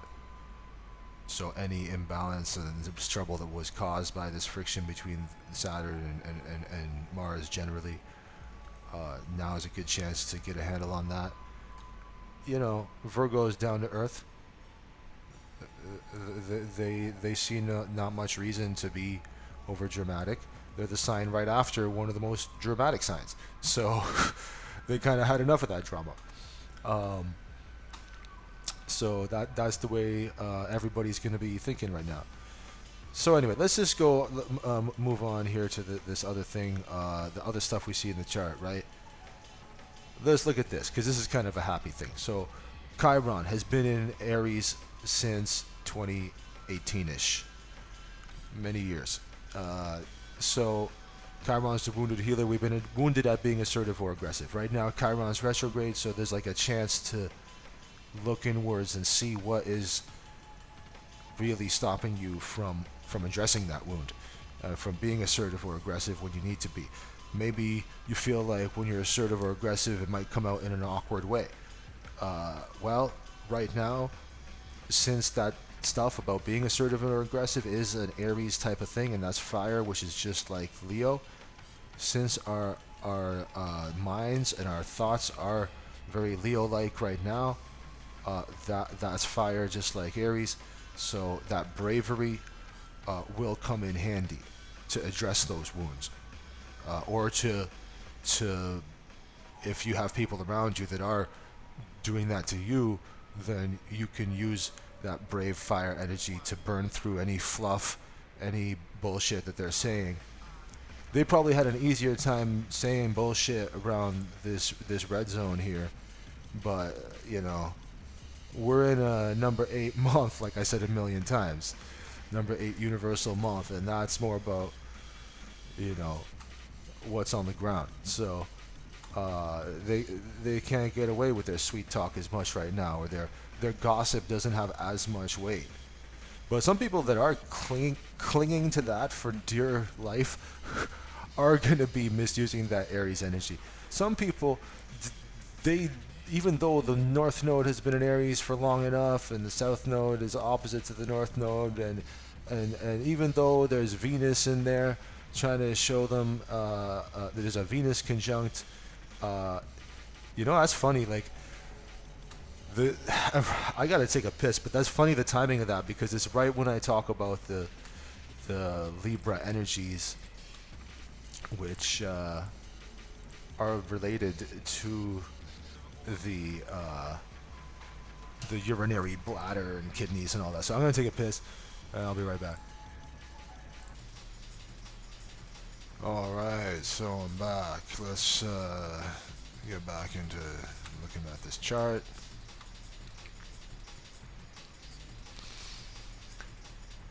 All right, so new beginnings and clearing the air, taking care of the nitty gritty, doing some of what Pisces kind of people would find more boring, those kinds of tasks, but they got to be done. And if you do feel like useful to not just others, but maybe also to yourself, hopefully that's first. Especially with the North Node Aries, you want to put yourself first as much as possible around now, without doing it the wrong way, without having the broken Chiron kind of way end up having too much psychic debris and awkwardness in the equation. But anyway, that is one of the things we talked about earlier. The Mercury is in dramatic Leo, Chiron is in the Aries, about putting yourself first. They're both fire. People are going to be fiery right now about their speech. It's in that 23rd degree, that's an Aquarius degree, so they might be extra fiery in group settings. Or their minds might be on Leo, which is loyalty, but maybe loyalty in group settings, or something like that, or how loyalty may be impacting your ability to think in an innovative way, or to communicate in an innovative way, or how your creativity and life force energy is able to be communicated in a innovative way, or maybe that bravery from Leo is able to be channeled into humanitarian Aquarian-like pursuits in a way that's needed. A lot of that would fit into the reality check energy of Universal Month 8. And like we said, the 8th tarot card is connected to Leo. So those Leo energies, confidence without too much excessive ego, is crucial this year. Just like the ability to enjoy a home cooked meal and recharge your batteries at home, and not have to explain everything to everyone all the time, and use your intuition more. That's also important this year. And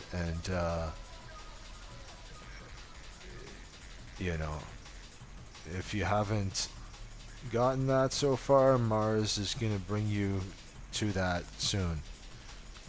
So enjoy this Mars square Neptune, which is either on the positive side. Okay, here's the most positive version of this. is let me hold these stones again here, and some of my copper hiddekas. So Neptune is at this 29th degree, but it's going backwards. So it's at 2900, and real soon it's going to be in that 28. And that was, I think I pointed that out, around 11:10 p.m. tonight. It'll go to 28, and so people may have to. I mean, since 28 is a Cancer degree, people will have to maybe face certain illusions they have since Neptune's retrograde, reanalyzing not just their compassion levels and how much escapist they or other people are, and how able they are to tap into their imagination and intuition, but also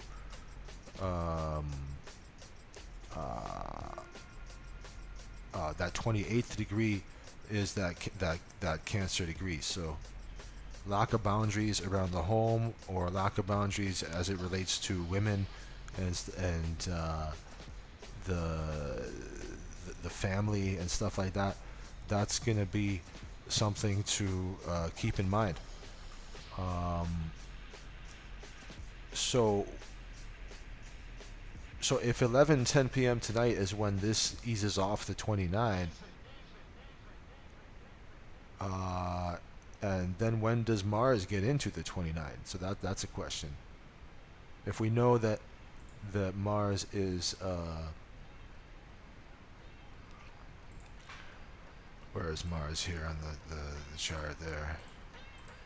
Yeah, if we know Mars is entering Cancer September 4th, and look at that, a 47 right there.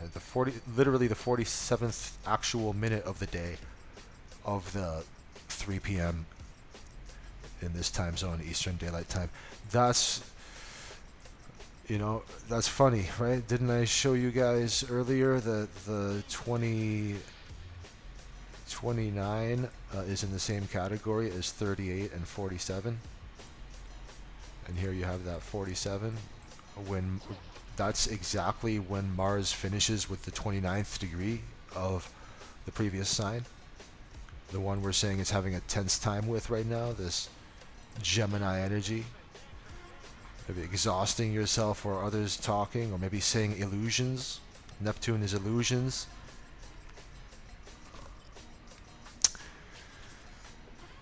I have to make some more tea soon. That's a whole fucking chore. God damn, man. It's an hour and 46 minutes. Let's see if I can fire through this without having to do anything else. So yeah, illusions or compassion or intuition. One of those is what people got going on. Remember I said wisdom and mastery equals 29? And then zombie and sheeple also equals 29. So you're probably going to be dealing with one or both of those. And around now. And yeah, that Mars squaring the Neptune, when is that going to be exact? Let's see.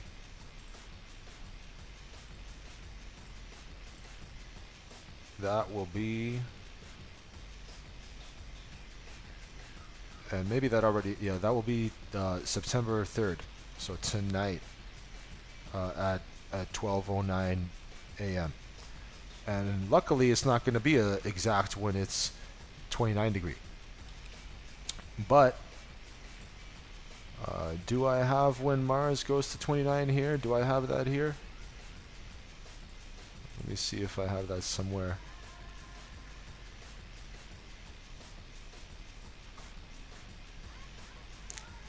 This, no, we already pointed that out. Alright, no. Okay, so let's do it this way. Put that there. Go like this, click Mars. Then when it gets to, well, it's going forward, so we'll have to choose 29 for that one.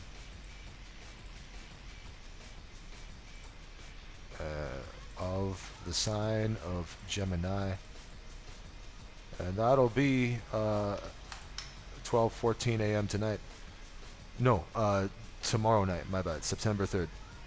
So, no, actually, we're in September 2nd now. I'm recording this at 3:22 p.m. September 2nd. So this is tonight. What was the other thing that I just saw then? Hold on a sec.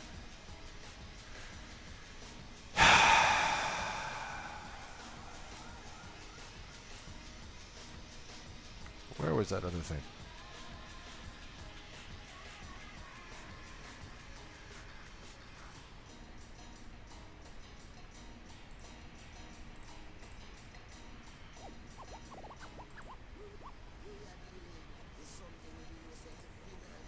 Okay, well, whatever.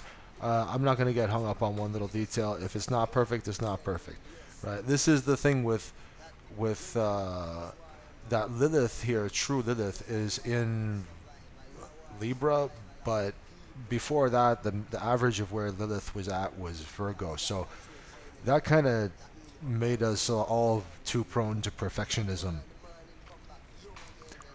So I'm just gonna move on with the presentation. I'm pretty tired. I want to get some sunlight. I want to get some food. So I want to get this over with. But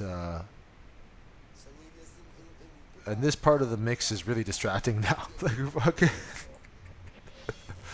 Because I know like most of this song is the clips of this dude talking, so I know it's gonna be distracting. It's all echoey and shit. Well, everything about jungle is echoey and repeating and chaotic. But anyway, let's go on here.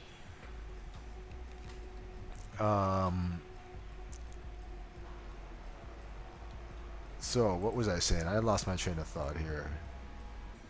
Let's just go back to this then. Okay, let's fully explain all this stuff, right? We explained this, right? Chiron trine Mercury means you can. What the fuck is all these notifications? They came like fucking 5 of them at once. What the hell is this shit? Hold on a sec.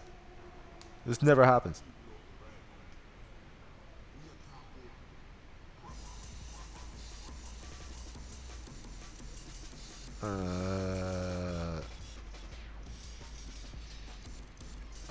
Who knows? Maybe who knows? Maybe it's just a particularly busy time. Because anyway, fucking let's get back into this. So 28 degree. I wanted to know, when does Mars square this Neptune? Because this is one of the most prominent things here in this chart. So when does that happen? We said September 3rd. That was the thing that was the 09. I knew there was something else. So, tonight, people will have delusional fighting styles. So that's what it is that Neptune Pisces energy. People will be extra victim complex, savior complex. But the way they're talking, they're going to be like motor mouths. They're going to be subconsciously happy that there's no more Mercury retrograde or that it's easing off. So they'll feel like they can say whatever the fuck they want to say. But they might be stepping on toes or stuff like that, and there's only so much hope from Jupiter in the sign of Gemini that people can extract right now. So maybe they want to remember, like I said, back in August 19th, when that hope was brought a reality check by Saturn. And by the way, that same day, a lot of other stuff happened. Saturn was opposing Venus. The Hope planet was squaring Venus. Venus is love and money and relationships, so relationships had to take a huge compromise August 19th. Even the number 19 is a karmic debt number. Also, you had the Sun in a Gemini degree, 27th degree of Leo. So people had a chance already there to see how that confident Leo energy, maybe narcissistic at times, was squaring any Uranus energy, getting a sense of Uranus freedom from being practical and methodical, right? So that was a thing too, or having ego situations or ego problems in you or others, that were, I mean, like the Sun rules Leo, and the Sun was in Leo here at a fucking talkative Mercury degree, squaring Uranus, which rules the sign opposite to Leo. While Uranus, this liberation Uranus, is in money-oriented, practicality, methodical-oriented Taurus. Meaning both Taurus and Leo energies are fixed. So they don't want to compromise with each other. They're both equally stubborn. And a square is precisely, an opposition is more compromise, but you do have to deal with delayed gratification with a square. And Jupiter which was squaring Saturn, was happening at a 17th degree, a Leo degree. So you could see that. Here's another 27 right there, because that Uranus moves rather slow. It's at 27 for a while. Let's pull up Here's August. The moon's redacted because it moves too fast to be able to categorize the degrees properly. But here's September, and what was I looking for? Oh man, I lost my train of thought now. Okay, let me just let's go back to this.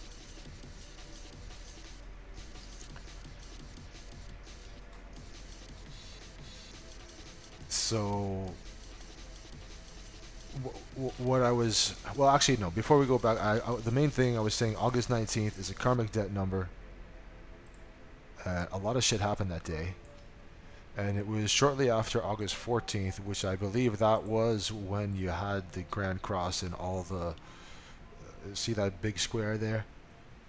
Grand Cross in each of the mutable signs. So everyone was trying to adapt in all different directions and all different ways back then, on August 14th. And if that didn't give the fruits that they liked, then probably the karmic debt number August 19th, they might have been acting up a little more because so much was happening at that time.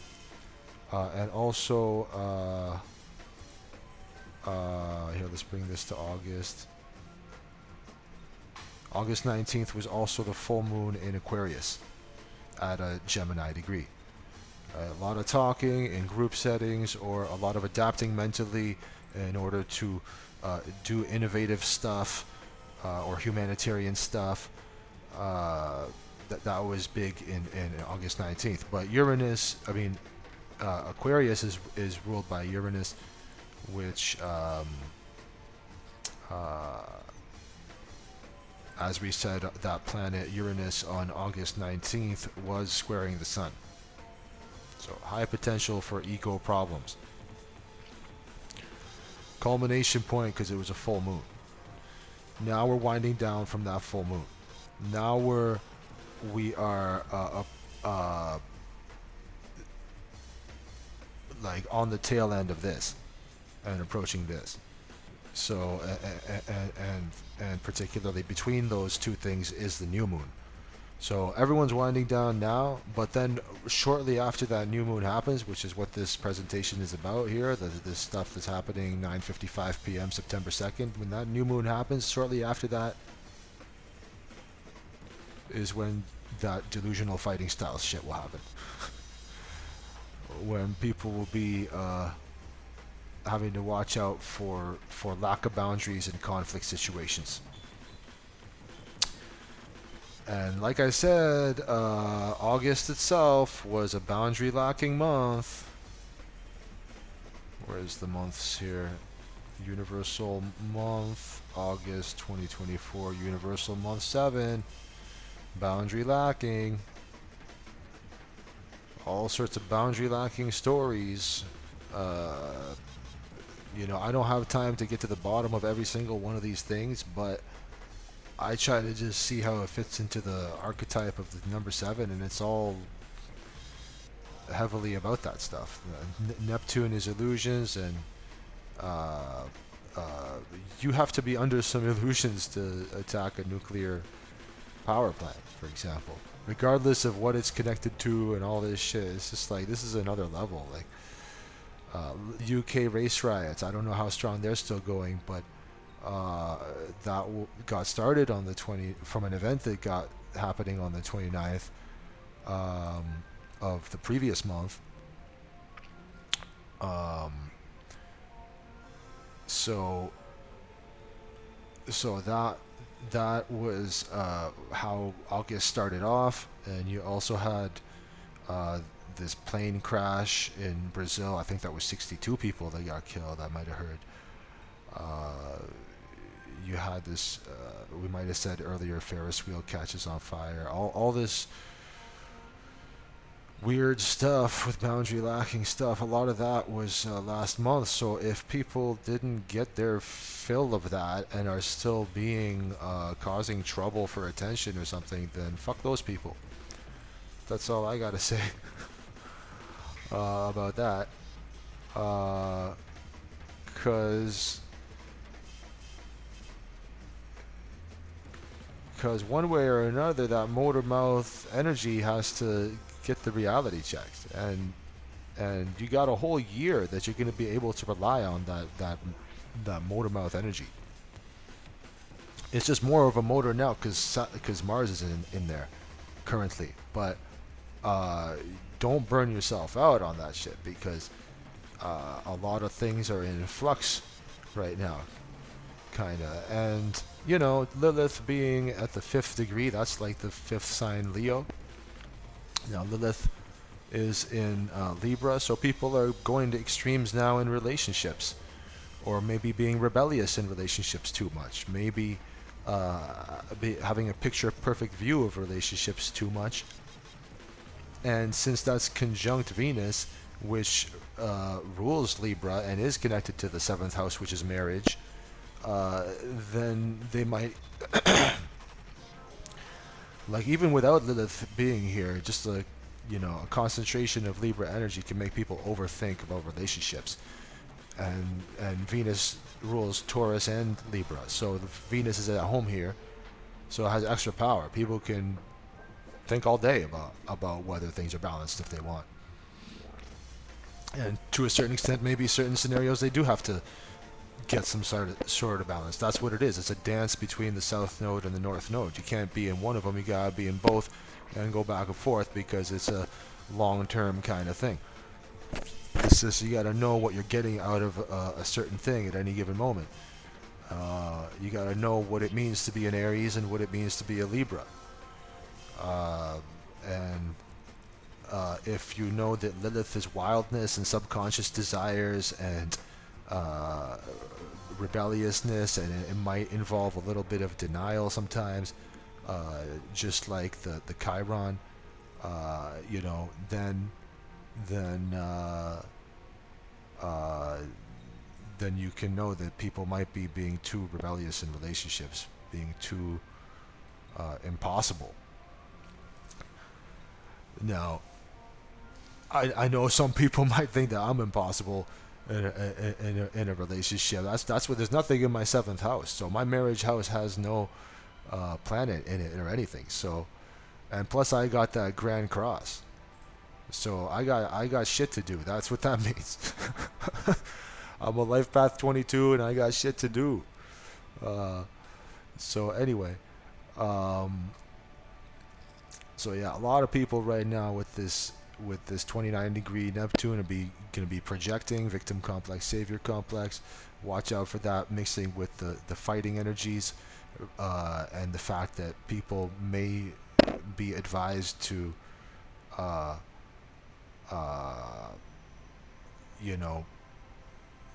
put a lid on it a bit, like shut the fuck up a little bit, like just shut the fuck up and listen from time to time. like maybe that's something you want to do, right? Here's the moon. Here's the Mars. It's in Gemini. It's at a Cancer degree.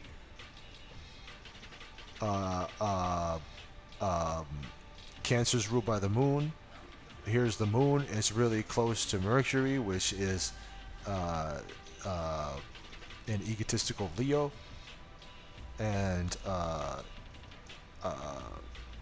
lost my train of thought. Anyway, so anyway, point is, high potential for misuse of fighting energies and conflict energies, people having illusions or delusions about what they're fighting about, or people burning themselves out on altruism and compassion, and being a shoulder to cry on for everyone too much, not getting the Saturn reality checks, finding the stuff too heavy right now. Pisces energy, they always got a sob story, they always got tragic lives and stuff like that. I feel sorry for a lot of them. I'm not saying they don't have tragic lives, but a lot of it is balanced out by knowing the energies that are the opposite of your energies, because then you could know when you're misusing your energies or going to an extreme with your energies, and so that's why this new moon in Virgo is really valuable to get a handle on all the stuff you got to do. Yeah, let's go to the other thing. So I believe I described that enough. People at a boiling point for what they're thinking about, what they're talking about, how much they're adapting mentally. They already adapt in all different areas earlier last month, and it just seems like annoying. but on the positive side here, there's a balance between feminine and masculine. That's the new moon. And then also, although um, although the group settings are a part of both of this, this is the 11th degree is Aquarius, the 23rd degree is Aquarius. Um, Even this north node is the 6th degree, which is a Virgo degree. And the south node by default is going to also be the same degree. So the Virgo energies are heavy for this. Um, if you need to take some time alone and to sort your shit out, there's nothing wrong with that at this time. There's really nothing wrong with that. Even though it's a competitive year, even though people are ambitious and determined all around you, Mars rules a sign that is prone to burnout, and that's Aries. So if overthinking is burning you out, now's a chance to tap into that Neptune intuition, the mastery component of that 29, and try to see how you can combine that with any actions you need to take without thinking about it too much. That would be the proper use of this energy. Now let's go to the next thing. Now that's the proper use of that energy is also aided by Pluto. So the fact that now people are that Pluto, which is about transformation and obsessions and psychological issues and healing and X-ray vision and taboos and death and rebirth. A lot of those transformative things that, as I said, were coming from the mad scientist Aquarius. It brought us on the positive side. It brought putting everyone on the leveling the playing field, so that places like the United States will not be seen as much as before, as easily getting away with being the policeman of the world and things like that. Even if they are kind of still the hegemon or whatever, I don't even know if I believe that. But like, this whole next 20 years is massively leveling the playing field for that. And Capricorn energy is governments, and now Pluto's back into that. And when Pluto entered Capricorn back in 2008, it brought the 2008 financial crisis, because Capricorn is the sign of the CEO. That was a huge part of it. People do have a thirst to be self-sufficient also, and due to the fact that the lockdowns back in 2020 that destroyed a lot of businesses. And so this year, being a number 8 Saturn oriented year, you're able to tap into that entrepreneurial type of energy very easily. And probably right now, the things that people are obsessed about is how to do that properly and with a proper plan. And that's able to tap into the Neptune energy, the very intuitive messages from dreams even, and stuff like that. Now on the negative side, it'd be people being way too cutthroat in terms of that Capricorn energy, and they would be maybe too much behind the scenes, because like both of these signs are yin, feminine energy. Earth is yin, water is yin, so both of that's happening, and it's kind of all or nothing with that 29.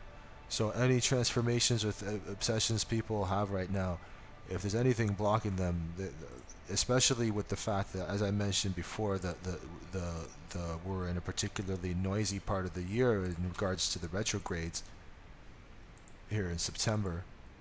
Like 6 things in total retrograde, just like last month, just like next month. So it's not easy. Plus, then we're approaching a year that's related to Pluto, which is currently retrograde, and Mars, which is. Hold on. This is I'm looking at 2025 now, because I forgot about that. My mistake. So let me rewind back to the 2024. It's the same shit though. We did pass a sweet spot that was early in the year where nothing was retrograde. 2025 is much more brief sweet spot, but like in general, the next 20 years or the next 80 years, this kind of thing is somewhat rare enough that you should appreciate it, even if it has a fucking lunar eclipse near the end of March. And I think I've beaten that point to death, but what I was trying to show was that here in August 2024, in September 2024, we just passed a thick part of the year where most things were, where 6 things in total were retrograde. And then it's just going to be kind of thicker next month. So what better time to nip problems in the bud then, if you didn't already do it up here? So anyway, so people are at all or nothing boiling point with the transformations they're trying to make to be responsible and determined, and at the same time they're at all or nothing boiling point with respect to how much compassion they're able to give and receive from other people, or how what the lessons they learned since 2011 pertaining to psychic energy and mysticism and lack of boundaries, and getting Saturn in there last year, which was a year more about the Neptune energies, gave you a head start on being grounded and being responsible. It's just now it's kind of like extra crunch time, and here's the thing: if you find yourself in 2025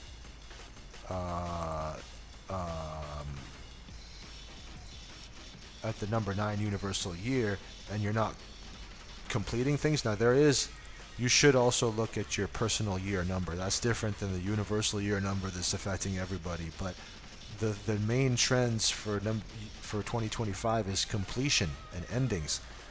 And 9 is like a bird's eye view. It's the last number, so it's good for networking too. But and it's humanitarian, but it's heavy energy, and it's about completion. And if you don't complete, chances are, if you don't do the Saturn boundaries stuff in 2024, you're going to be less likely to be able to complete things on time in 2025. Now again, look at your personal year number, because that'll add some nuances to this, but generally speaking, collectively we will be scrambling to find stuff to complete things on time if we don't make use of this boundary enforcing energy of universal year 8. And that was made easier by universal year 7 giving us a chance to get right spiritually and know who we are, and stuff like that. So that's why you got to keep things moving, right? That way when you get to 2026, you're going to be able to have enough energy left over to deal with what is bringing the main life force energy for collectively for that time. Because and I just had goosebumps saying that, but 2026 is a number 1 year. That's the Sun and Leo. And the Sun is life force energy. And the last number 1 year, there was a shitload of Leo energy. It's a very notable solar eclipse. And even if you look at the universal month numbers back in the February, that was the last universal month 1. There was Trump, who has a lot of Leo energy, unveils Never Surrender golden sneakers. It was the 17th day, just like the 17th tarot card is the star, which is related to Aquarius, which is the opposite of Leo. Just like the 17th degree is a Leo degree. So anyway, the numbers never fail.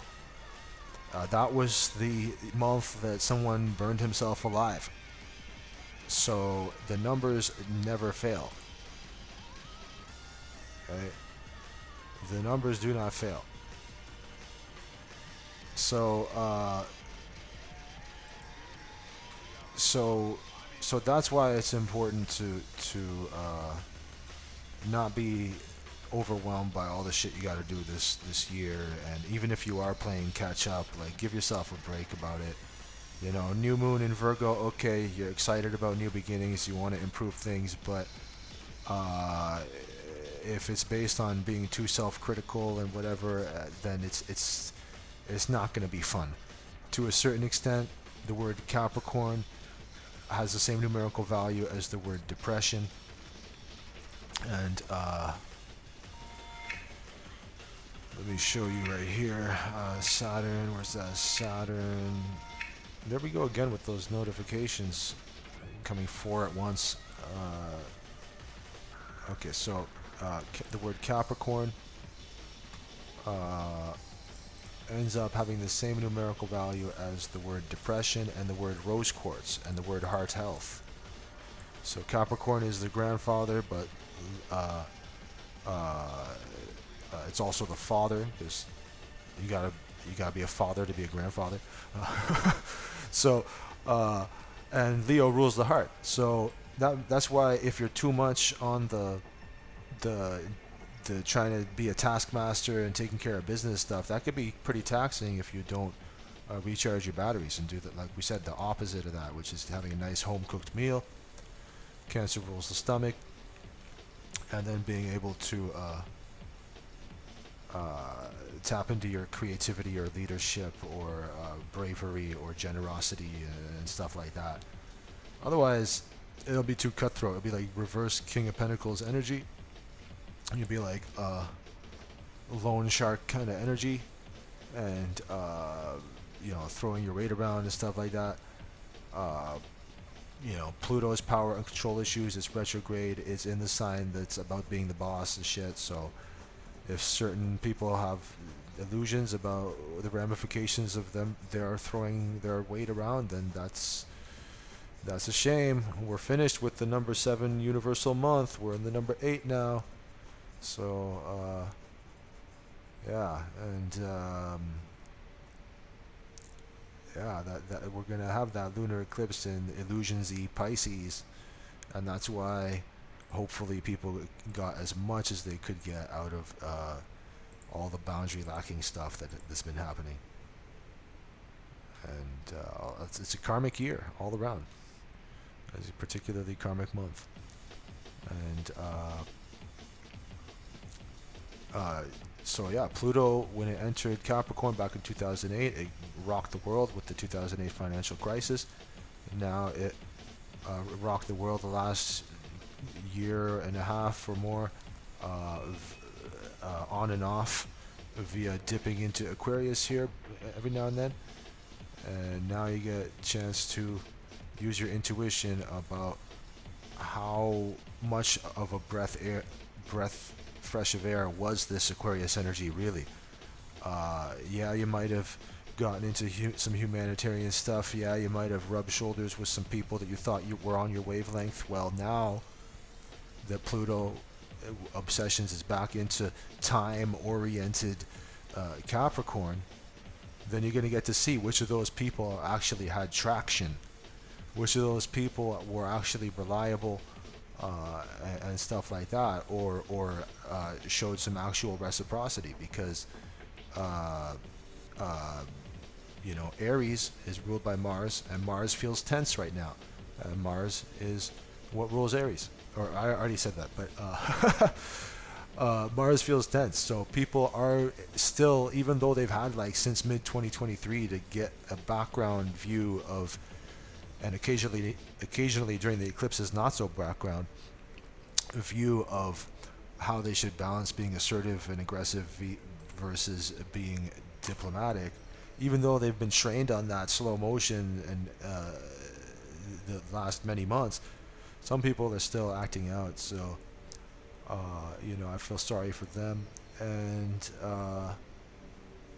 especially if it's connected to this. But a sextile is good energy generally. Like, it's, if you are able to be slightly now more in the background, because it's that background earth energy, yin energy, when you're dealing with the people who have the lack of boundaries, or if you are the one who has the lack of boundaries, maybe you be in the background enough to get a more objective view of how you affect other people or something like that.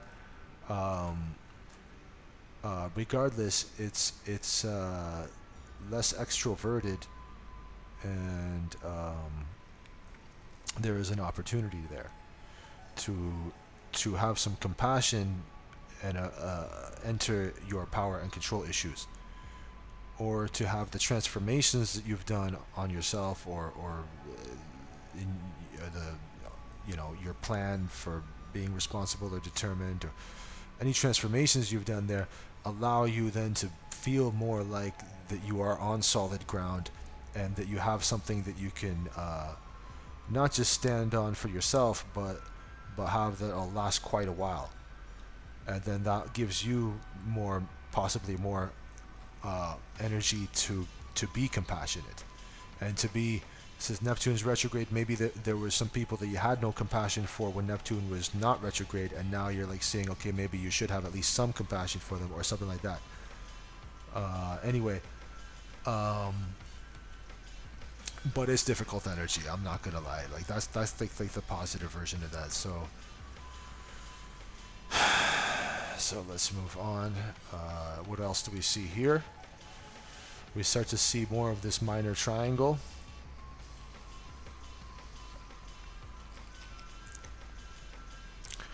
Okay, I think I might have to get some water right now or something. Hold on a sec. Alright, so now we're back. Let's get back into this. So from here to here, what's the next most prominent thing, right? We described the delusional fighting styles that people got, and well, on the positive side, it is a square. Okay, on the negative side, okay, first of all, the square is like friction, delayed gratification, and reality check energy and stuff like that. But the positive version of this would be having passion and having an ability to take action on things that are relating to do with endings or compassion or art, intuition, anything like that. So you can blend your passion with your interconnectedness and sense of like whatever will be will be. But if you do that too much, then you're just ignoring the context of what I told you earlier, which is that what people have been passionate about a lot the last few weeks is communication. They feel like they're accomplishing everything in the world by communicating.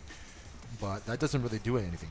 It's fast, it's nice, it's a breath of fresh air. It gives you a new perspective. It helps you connect with other people, bounce your ideas off other people so that you have an accurate view of your context. But then what? Then what do you do with that? You just like know things all day long? Like that's like that's not how it works. So yeah, but certain people are about to reach a point of mastery where they did master adapting mentally, and maybe that allowed them to see what other people thought and were saying, or allowed them to maybe that Gemini-like versatility allowed you to see another perspective of the situation, and that it caused some heavy emotional adjustments that needed some time to completely permeate through, like osmosis, like that Pisces Neptune osmosis kind of way. So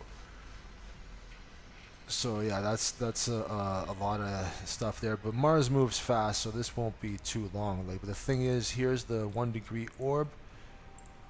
I like to always have that in view, and you can see that Mars is in that 1 degree orb for these 3 days here. So September 2nd, 3rd, and 4th, that stuff is gonna be what accounts for most of the blockages. It's the only square that's within that thing, that 1 degree. So what I'm showing you here is half a degree, and here's the 1 degree. So you can see no other squares.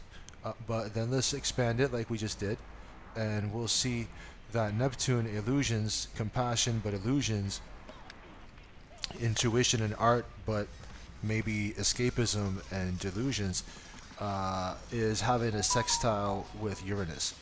So any eureka moments that have happened, maybe even some long-term seeds that were planted by Jupiter when it was at the same spot as Uranus over here. Jupiter moves faster through the zodiac signs than Uranus. So back at the 4th month of this year, 20th day, Jupiter was in the same spot as Uranus, and they were both in Taurus, which is about practicality, food, rent, resources, uh, money. So there was possibly some seeds that were planted then that might uh, uh, sh- have been showing more fruition now. Um, or maybe okay. Well, okay. I'll just leave it like that for to be brief. But so that Uranus also is at that 27th degree. That's a Gemini degree. So this link that Uranus is doing with Neptune, this unorthodox ideas, may be emanating from seeds that were planted a few months ago, from any hope that was brought there. If there was enough hope that was brought there, you'd be more likely to be able to not feel as deflated right now with the Uranus retrograde. Remember, I said that Uranus went retrograde September 1st, and then uh, uh, Pluto that same evening went out of the sign that Uranus rules. So that means two different ways that the innovative, group-oriented, revolutionary, freedom-oriented Aquarius energy, two different ways that energy has gotten drastically diminished in the last recent while. And people have to take that into account when they're noticing this opportunity here with Uranus in Taurus, sextile Neptune in Pisces. So people have an opportunity to combine their sense of freedom or any unorthodox ideas they have. Maybe now is a chance for them to explore those more if there was stuff blocking that earlier, and maybe that exploration ends up being a little bit fueled by forgiveness, which is Neptune quality, or maybe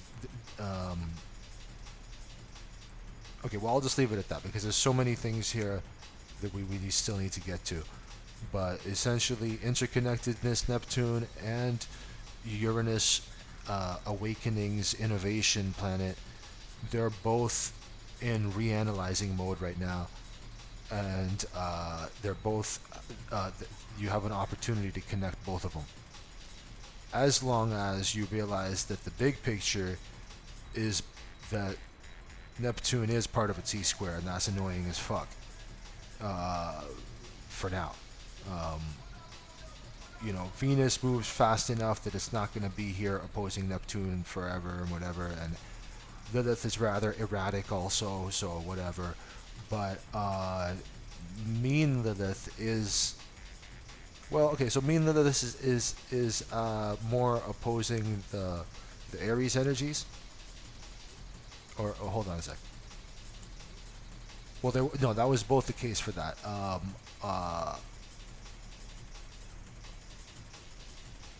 But okay, hold on. Let me see the difference here.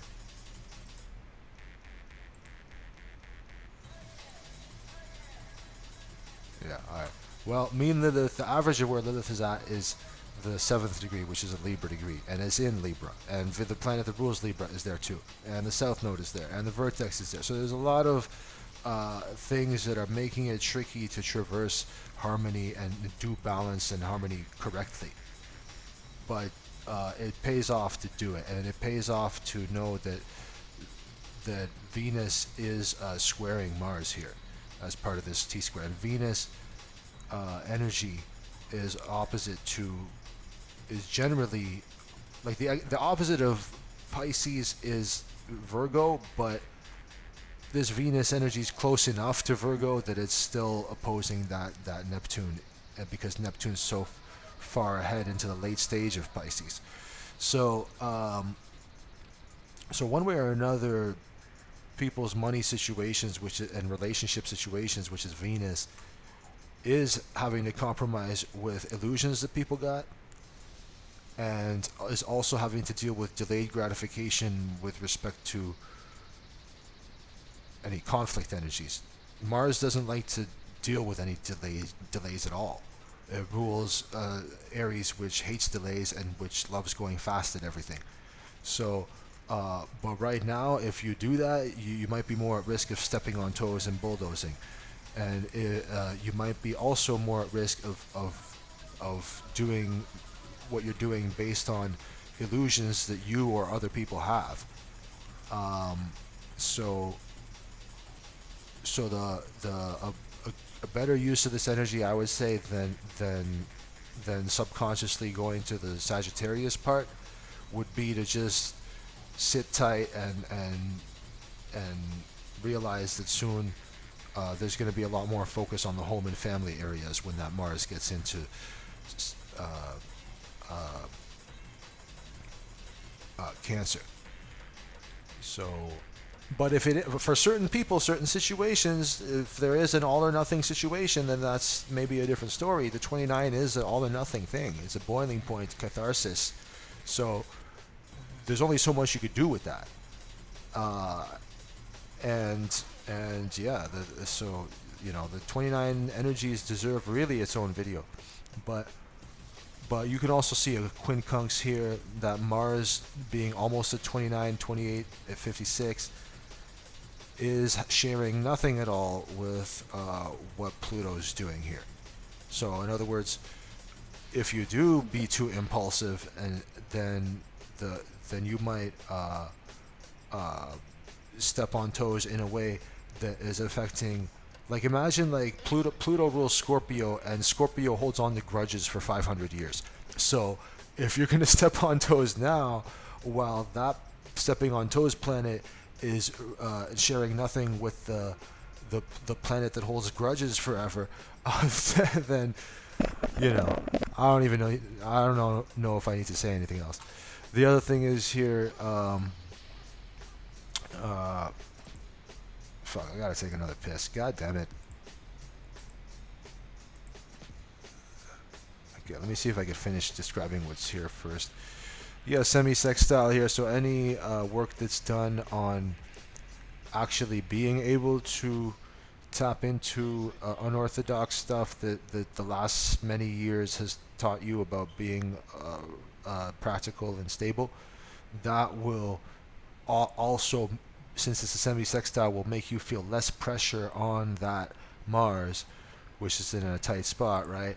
And thereby make you less likely to feel cornered and want to be impulsive. So that's the thing there with that semi-sextile, and that itself would ease the pressure off of this Neptune. So you could see how being able to look more inwards with respect to any ways you want to be innovative and forward thinking, that will aid any lack of boundaries that's happening, and that lack of boundaries will then have less friction from the planet of fighting, which itself would be benefiting also from this semi-sextile with this planet of liberation. So, in other words, some people might underestimate what they can get right now from being methodical and practical like a Taurus, even if that just means you just need to take some time to have some creature comforts or whatever, take a hit of weed, have a muffin, like whatever the fuck it is. But and the part of fortune here, being at the 15th degree or of Taurus. Taurus is a fixed sign, so anything at the 15th degree of a fixed sign is an avatar degree. I've pointed this out before, and so that will be a resourceful area. So right now there is some it will help you in the physical world to be methodical, just because of that. And so what else is going on here? We talked about the quincunx, and then this opposition here, mentioned that earlier, kind of the fact that this wildness Lilith is making people be rebellious in relationships or money matters, and the Venus, which rules Libra, which is all about relationships, is also there. So they're conjunct. People got wildness in money matters, wildness in relationships, but that's really close to that 6th degree too. So that's the conjunction with the South Node. There's a lot of collective shadow work we're all doing to get rid of the superficiality of the Libra stuff. Like, yes, we do want to be not stepping on toes like Aries, but at the same time, if we care too much about having to spell shit out for people all the time, then it might make us feel more rebellious in that verbal kind of communication way, which is what Libra is. And Venus's harmony doesn't want to be rebellious, but like I said, it's squaring that Mars. And when does that be exact? When let's find out here. Venus square Mars. Venus square Mars. That already happened August 22nd. And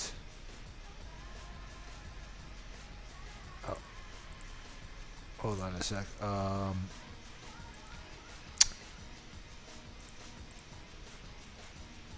So Venus square Mars there, and let me see, where's the other Venus square?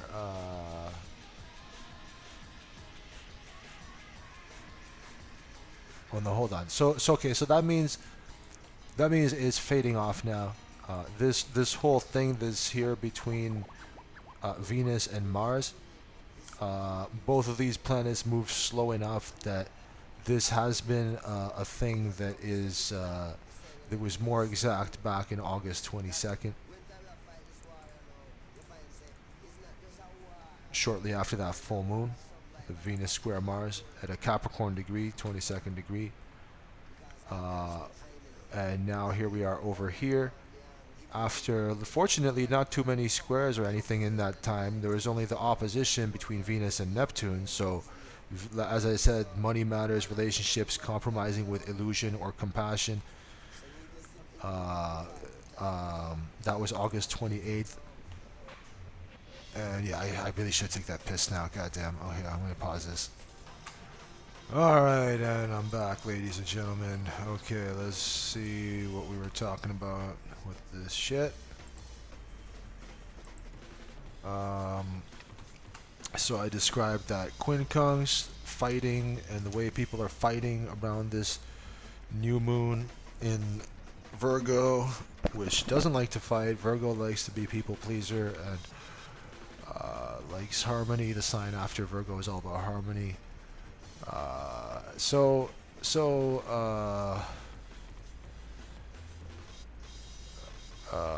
Where was I here? Hold on. So yeah, we're getting harmony from, we're getting emotional security, which is the moon, by being like in the background and not fighting too much. But Mars, which is about fighting, is square to Neptune. We said that's delusional fighting styles, and it could also be some confusion surrounding conflict. It could just be that. It was a number 7 month that we just finished, right? Number 7 universal month. So that was confusing enough. When you have like multiple planes dropping out of the sky, like there was the one in Brazil, but also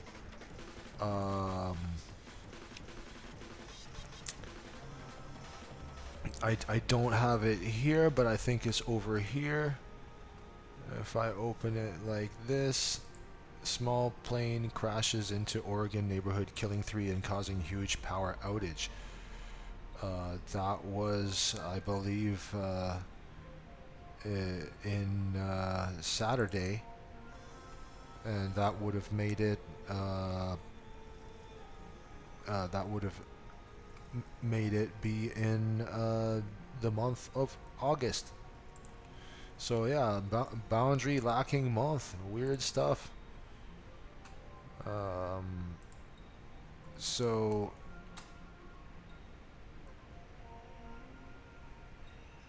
So yeah, this is okay. Where was I here? What was I describing? How did we get to the plane crash thing? I forget now. Oh yeah, it was that it's you kind of gotta um, like if people got illusions, like I said, we just passed a month that's related to that exact planet that's about illusions, and it's also related to this planet over here, which is about talking and thinking.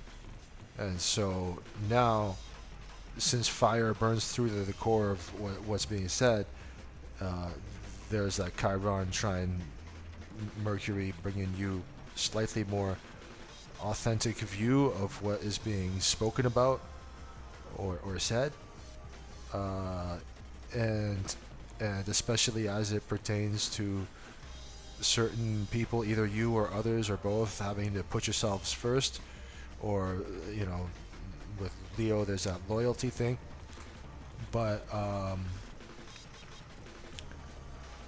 yeah, people cannot afford to have lack of boundaries right now in terms of conflict situations, in my opinion.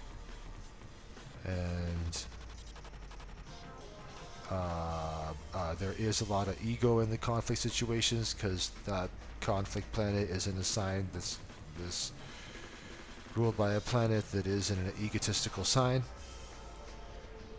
And so for those who don't know how to settle down and tap into the new moon energy of like tuning within and stuff like that, then they might be more relying on the speech about stuff that we already spoke about to death, like so much.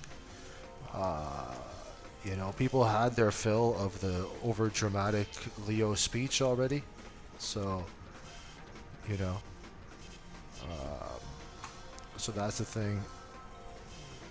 And but yeah, if people can make sure they deal with delayed gratification with their with respect to their altruism, and also action and what gets them angry and stuff like that, then that'll help them out. Also, that area of the altruism is so close to the North Node here, which is opposite to the planet of harmony, that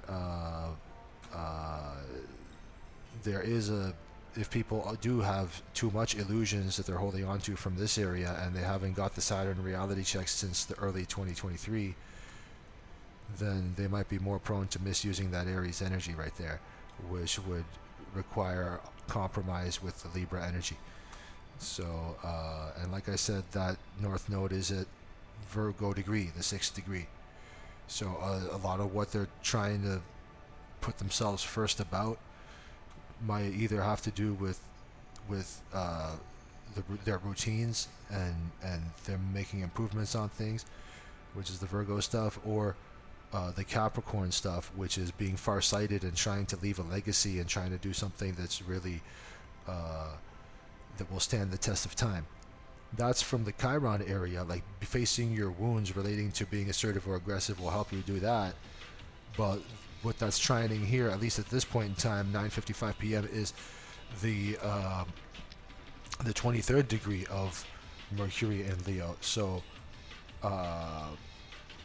that brings the good of the group and the need to put your ego, your Leo ego, to the side at least a bit, so that you can properly do what you got to do in group settings, or in whatever invention you're trying to make, any next level scientific achievements, anything like that. The negative side of Aquarius energy could be ghosting sometimes, just ghosting people for nothing, and stuff like that. And the negative side of that Pluto energy could be like being a stalker kind of thing. So that's also something to keep in mind if any of you are dealing with that. Like I said, Pluto rules Scorpio, which is a good detective, but on the negative side, like they they're water, which lacks boundaries. Now, out of all the water signs, maybe Scorpios, which is ruled by Pluto, are the ones that like to mind their business the most. But if they got a grudge, they're not going to give a shit about minding their business. so, yeah. Anyway, so in a way, the opposition is more annoying than a square, depending on what's going on. Square is always delayed gratification and seriousness and obstacles, but sometimes if it's like good stuff, the opposition's not so bad. I don't know. They're both the same to me, but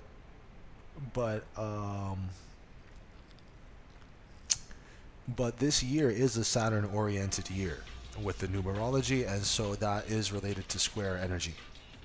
And so I don't quote me on this, but I feel like many months ago I checked to see if this particular year had more squares in general than other years. I can't remember what I found, but I wouldn't be surprised if it was yes. So anyway, paying attention to this, right? Especially because of that boiling point, that's like no man's land, right? And especially since the other thing here that is sextiling is quincunxing this thing, which is almost at no man's land. So you almost got three things at no man's land.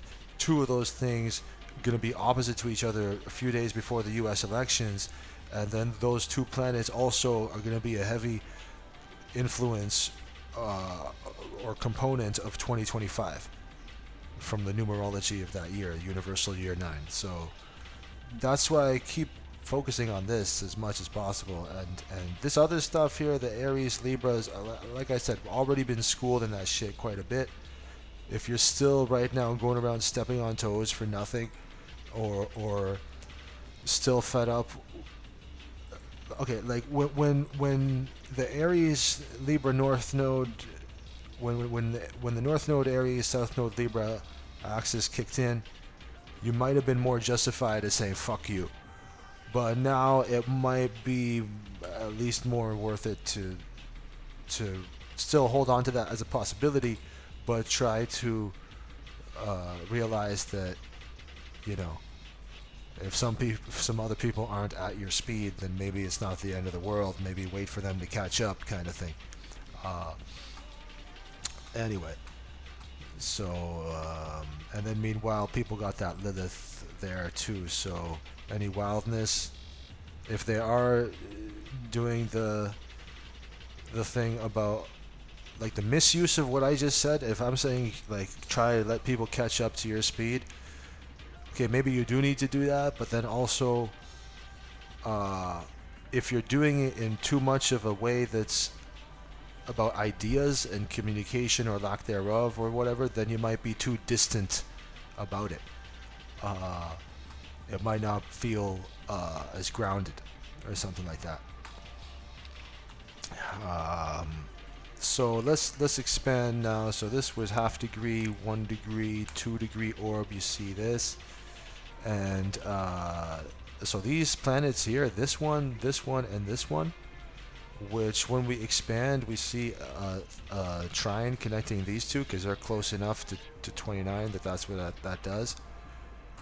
Each of these planets then forms a minor triangle, meaning that whatever's happening with this one and this one, even though it may be far off, and all of these are long-term planets, so they move slow through the zodiac signs, and so like even this Pluto sextile Neptune, that's like, when is that going to be exact, right? Like it's kind of like a slow motion flirtation thing that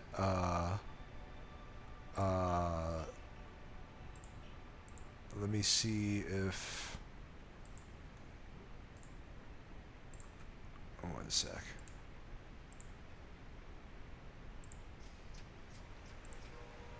No, it wouldn't be that. Okay, here.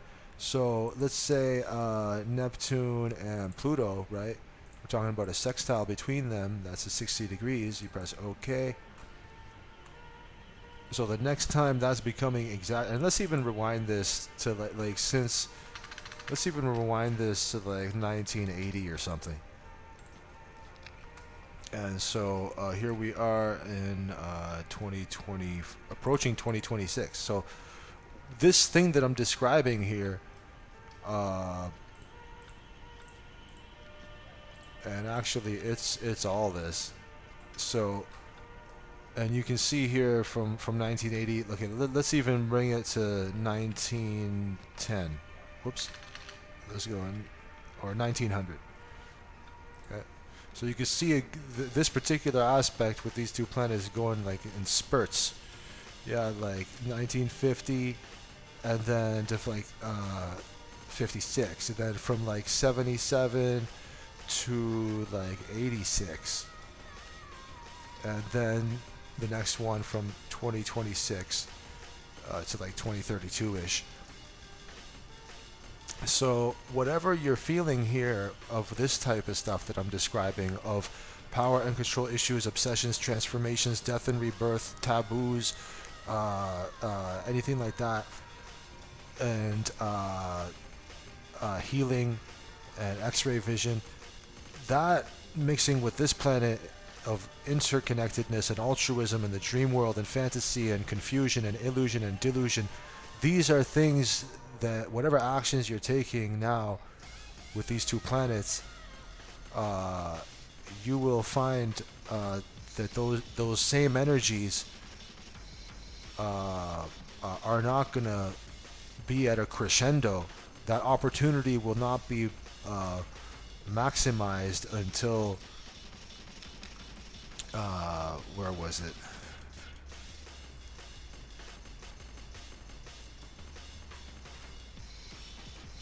Until July 25th, 2026, right? So Pluto is very much about purging, and by that time, when these two planets are going to have this opportunity relationship between them most potent, is going to be when they're both in extroverted signs. So here, and you got to keep in mind that 2026 is the next universal year one. Bear with me here. Too many windows. There we go. So 2026 is the next universal year one. So when that happens, and there's a lot of solar energy, life force, new stuff,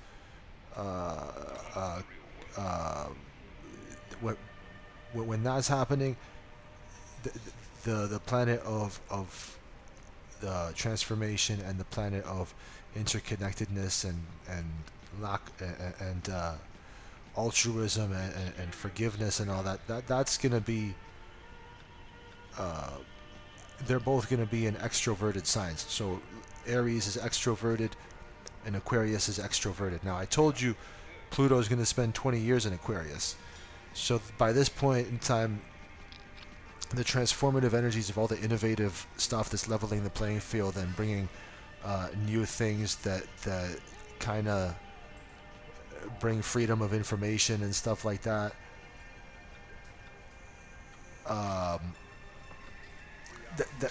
Those kind of energies are going to have had a lot of time to do their thing by that point. It'll be already the 4th degree. And that is the Cancer degree, by the way. So that's something to keep in mind with everything we're saying now about the Cancer energies. And so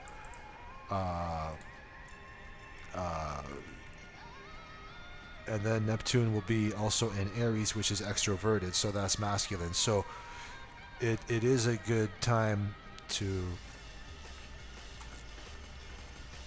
make sure you're grounded about things, right? Pluto is about intergenerational stuff, and it has a lot of baggage, and it has a lot of intensity to it, and it doesn't like to compromise that much, and it can bring like a harsh destruction to a situation if it's not transformed.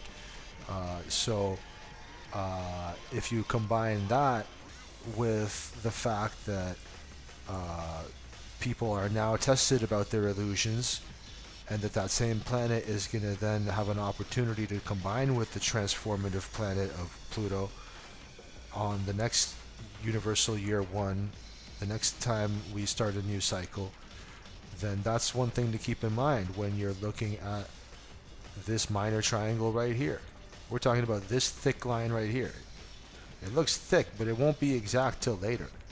And same thing with, I mean, I'm not going to go through every single one of these components, but in a way, if you're able to, like I said earlier, be in the background more, that would help now, because that's what these planets are in. They're in feminine yin background signs, water and earth. And the word earth has the same letters as the word heart, and the Leo energies are heavy, and Pluto's about to spend 20 years in a sign that's going to be very taxing on the heart, in my opinion. So, in a way, that sign of Aquarius, which is sometimes too much in the head, in a way, Pluto currently is kind of tapping into that, what's happening in the future, and then that Uranus, which is about awakenings, which is kind of feels like it's got a wrench in the gears right now, is giving you hints by being practical about what is going to bring you inspiration and liberation. Right now, both of these planets very heavily focused on Earth. Taurus is it's about the Earth, the resources, the money, the food, that kind of thing. Not as much about leaving a legacy as much as the Capricorn grandfather, but still valuing stability very much. So that provides the fertile ground to make any action that's needed in the part of the interconnectedness or altruism or anything like that with Neptune. Being able to do it without spreading yourself too thin, it helps that you got two powerful long-term planets here. Well, Pluto is about power maybe more than Uranus, but Uranus is about awakening, so you might later awaken to the fact that the power doesn't reside in your hands, or maybe it resides in somebody else's hands, or maybe vice versa. Maybe when Pluto goes direct again, power will be restored to your hands or restored out of your hands or whatever. But the point is, right now, there's the thing that's going to reveal the imbalance of power is going to be the Capricorn kind of stuff. The fact that we already got to this point numerous times. Pluto's kind of sick of being in Capricorn. On the way to March 23rd, 2023, something like that, Pluto already got to the point where it's at now. If you're sitting here being like, oh man, this shit just never ends, and it's like you're thinking about certain people or situations that were bothering you leading up to March 23rd, 2023, when Pluto entered Aquarius, then now is the time to be like, okay, maybe these patterns are a lot more long-term than I thought, and maybe taking a practical Taurus-like approach now, in an innovative way, whatever innovative out-of-the-box kind of way you can, maybe that will provide the stability needed to deal with how long-term this shit kind of really is. That's one way to put it. And then whatever actions need to be taken, compassionate Neptune actions, or even if that means stepping away and meditating or whatever, but even that could be misused, that could be escapist, right? But whatever actions that are taken in, or even that you find yourself drifting to, right? Because like, it's not always about actions. Maybe you get messages in dreams or whatever, or you watch a movie or something, and there's something that's said in that movie pertains to your exact relationship situation or something. Like, that's the kind of stuff that happens with that Neptune fantasy-like energy.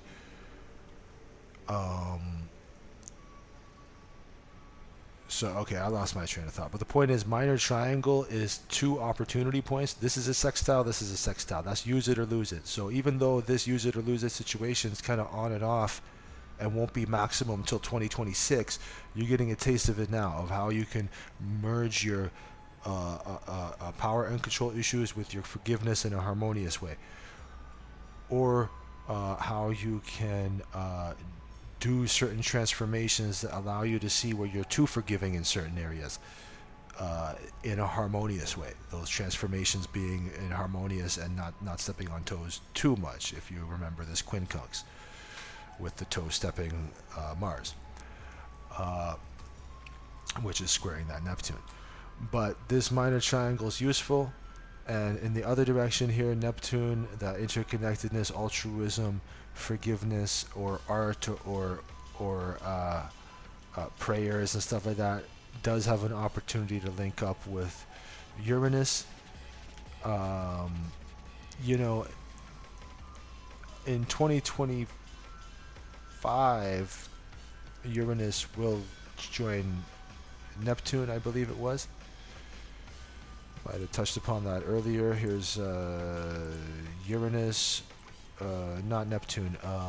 It will join Gemini, rather. So,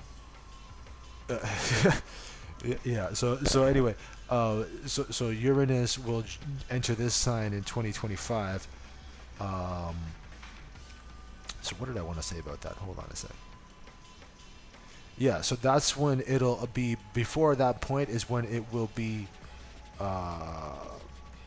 approaching the 29th degree. But by then, will Neptune be in the 29th degree? Let's find out. Let's do what we just did with this. Wait, not this. That other. Right here, let's change this to Neptune sextile Uranus since 1900, and here we go. So 2025 is when that will be exact. The next time that will be exact. And so kind of depending on how old you are, you can think back to 1968 and themes that were happening back then. Or if we have time, we can go back and look at the news items and stuff like that happened back then. But anyway, the point is, this stuff here, will also be in extroverted signs when it is exact in 2025. So let me open that up here again. So this relationship here, this opportunity point here, this benefiting from this fertile ground that is happening now, what brings you inspiration and what brings you transformation is both in the earthly realm right now for all of us. And so if it's not practical, if it's not something you could taste, touch, sense, and smell, and like you have an actual backup plan with actual steps being taken, actual momentum, then it's not going to be as much fertile ground in our but as I said, just like with this relationship here, this is also with yin. This is with Neptune in watery Pisces, which is yin, feminine background energy, and this is Uranus in Taurus, which is also yin, feminine background energy. And that Taurus stuff has benefited also from any of the challenges that the Libra stuff faced, because they're both ruled by Venus. So this slow motion schooling of the balance between assertive aggressive versus diplomacy that we've been feeling since mid-2023, that comes in handy for knowing when you've tried to compromise enough with people and you just want to focus on the basics, like this Taurus right here. It's just chilling, you know? Anyway. Seems like every time I talk about the Libra energies, I gotta take a piss. But I do have in my natal chart Mars in Libra. I do have Venus in Libra, so that's a big part of it. But I'm not gonna fight myself on this here anymore. I'm gonna pause this and take another piss. All right, and I'm back. Just had another hit of weed. All right. All right. All right.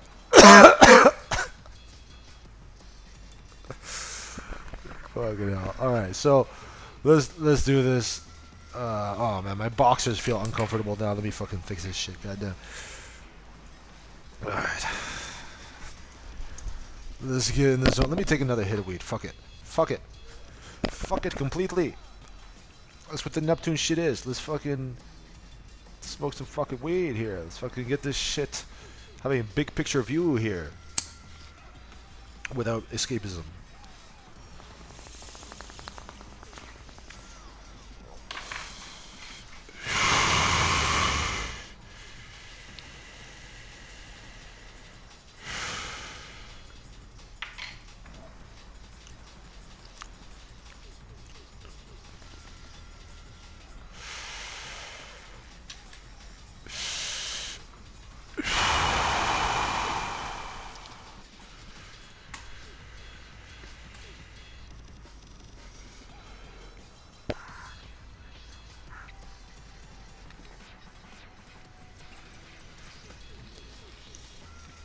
Alright, so let's get back into this. Like we said, minor triangle is where you got two different areas of opportunity that are both connected to each other via harmony.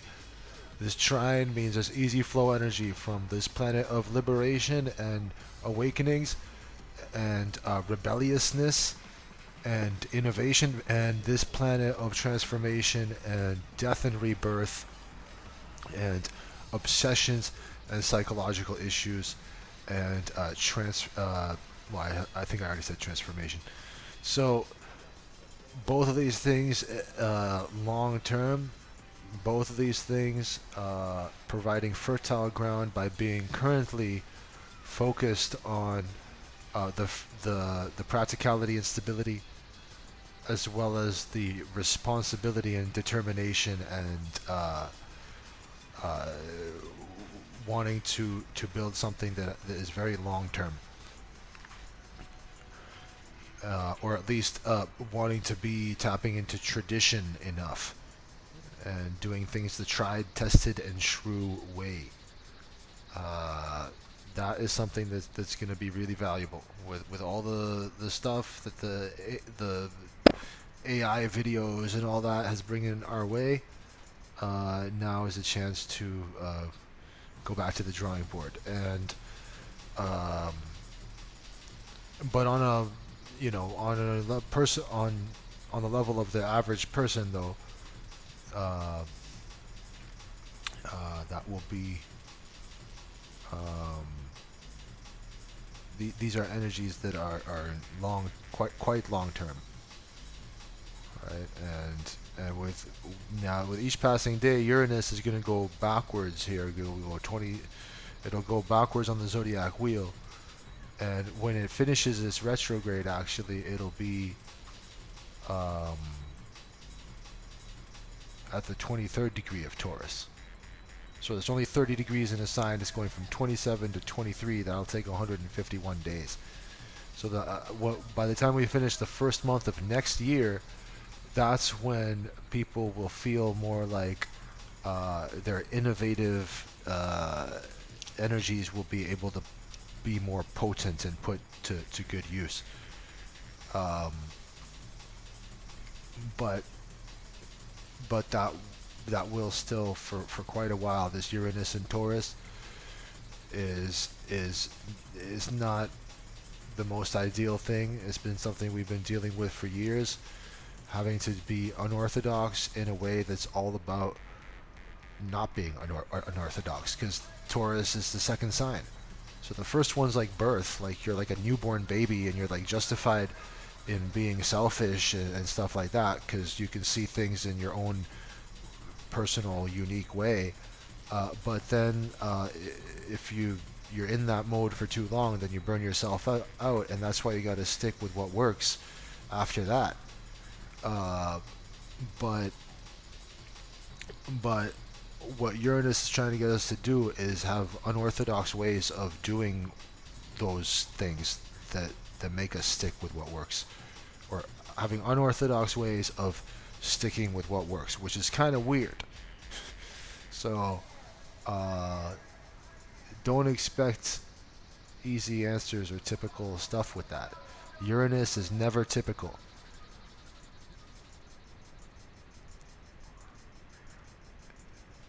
and that last degree, that 23rd degree that it finishes at here, the last degree of the retrograde, that's the Aquarius degree. So by that point, that itself, since Uranus rules Aquarius, and since Uranus is finishing its retrograde on an Aquarius degree, that's gonna bring a lot of potency to that Aquarius energy at that time. In that number 9 year, which is about transformations, Pluto, and taking action, Mars.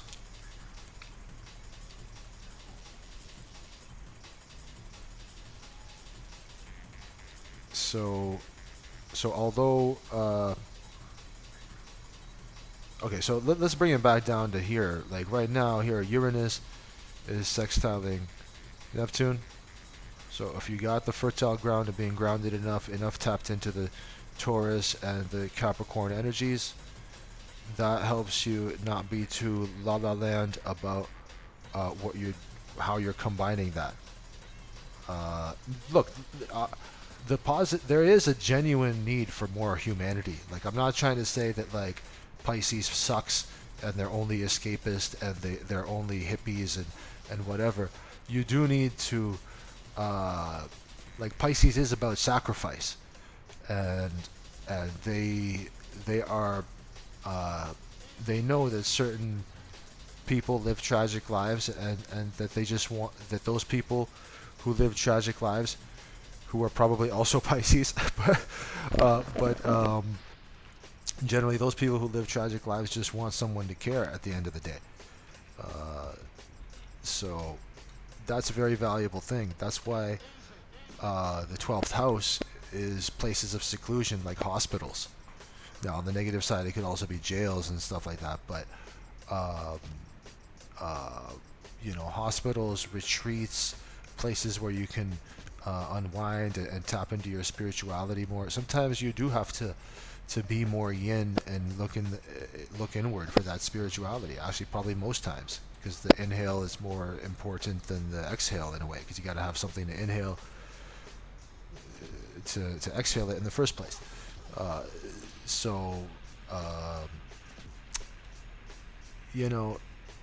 But the problem with that, like, is just being like the problem with being too focused on the yin and the feminine water or earth energies is that you feel like a victim about the world. You feel like you're not doing anything, or you can't do anything about it, which is not the reality. So that's one thing to keep in mind. Like we said, Saturn bringing the reality to the equation, and at this point in time, in this magnification here, is still squaring Pluto. So this shit that happened earlier, it's this wet blanket contraction, bringing a diminishing of your expansion, and good luck. That's still there. You're gonna any good luck you were looking forward to, deal with delays about that, and any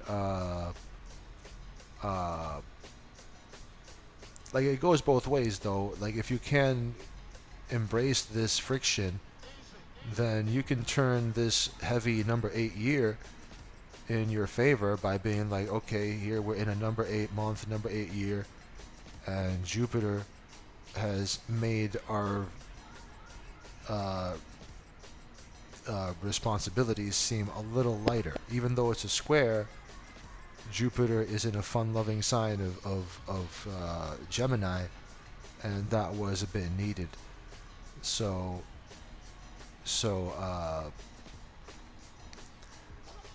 I almost feel like there's been more stand-up comedy also on Netflix ever since the last few months, and that who knows, maybe that is because of these two planets being in Gemini. And Mercury is about humor. So and I guess Mercury here being in Leo, Leo's about being on stage, so that would fit with that too. But I feel like ever since Jupiter entered Gemini, there's been more. I could be wrong about that, but anyway, So that's been possibly bringing some lighthearted, funny energy to make the depressing responsibilities that permeate this entire year seem less depressing. So that's needed. Um, and and let's see here. When is the next time this, or when was this trine most exact between Uranus and Pluto? Let's try to look at that for real quick. Extremely quick. So fucking quick. Where is that? Okay, so let's do Uranus trine Pluto.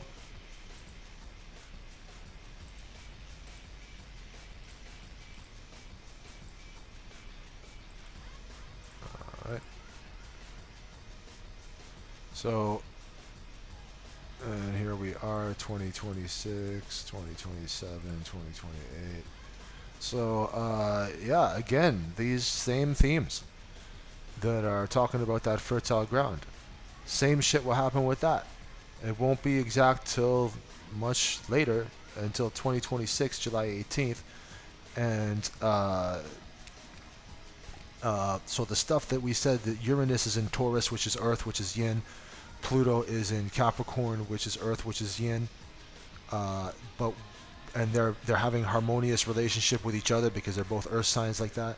But eventually, both of these planets, this transformative planet and this unorthodox kind of unexpected planet, expect the unexpected, Uranus, eventually they will have that same relationship that I described, will be most crescendo and exact in 2026, the next time we get to a number 1 year. So these, and that will also be in 2020. That will also be in the fourth degree, like with the other things we described. So that's the Cancer energies, which highlights further the need to strike a balance between the workaholic Capricorn energies and the recharging your batteries at home and having a home cooked meal Cancer energies. Get that balance right now, and probably these opportunities that are already making themselves known, but that will be most prominent when we're in communications oriented signs like Gemini and Aquarius, like a couple years from now, you know. Okay, I lost my train of thought.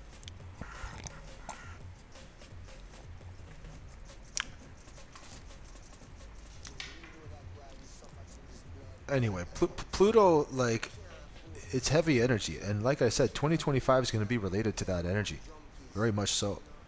So whatever you can do now, take advantage of this trine here. It'll make these energies that have already been so annoying much easier to handle, and easier to do any purging energies in whatever way that makes sense for you. Um, so so this minor triangle is happening. The focal point is this. That is extra testy because we already got given 2023 to get a really big handle on both Mercury and Neptune energies.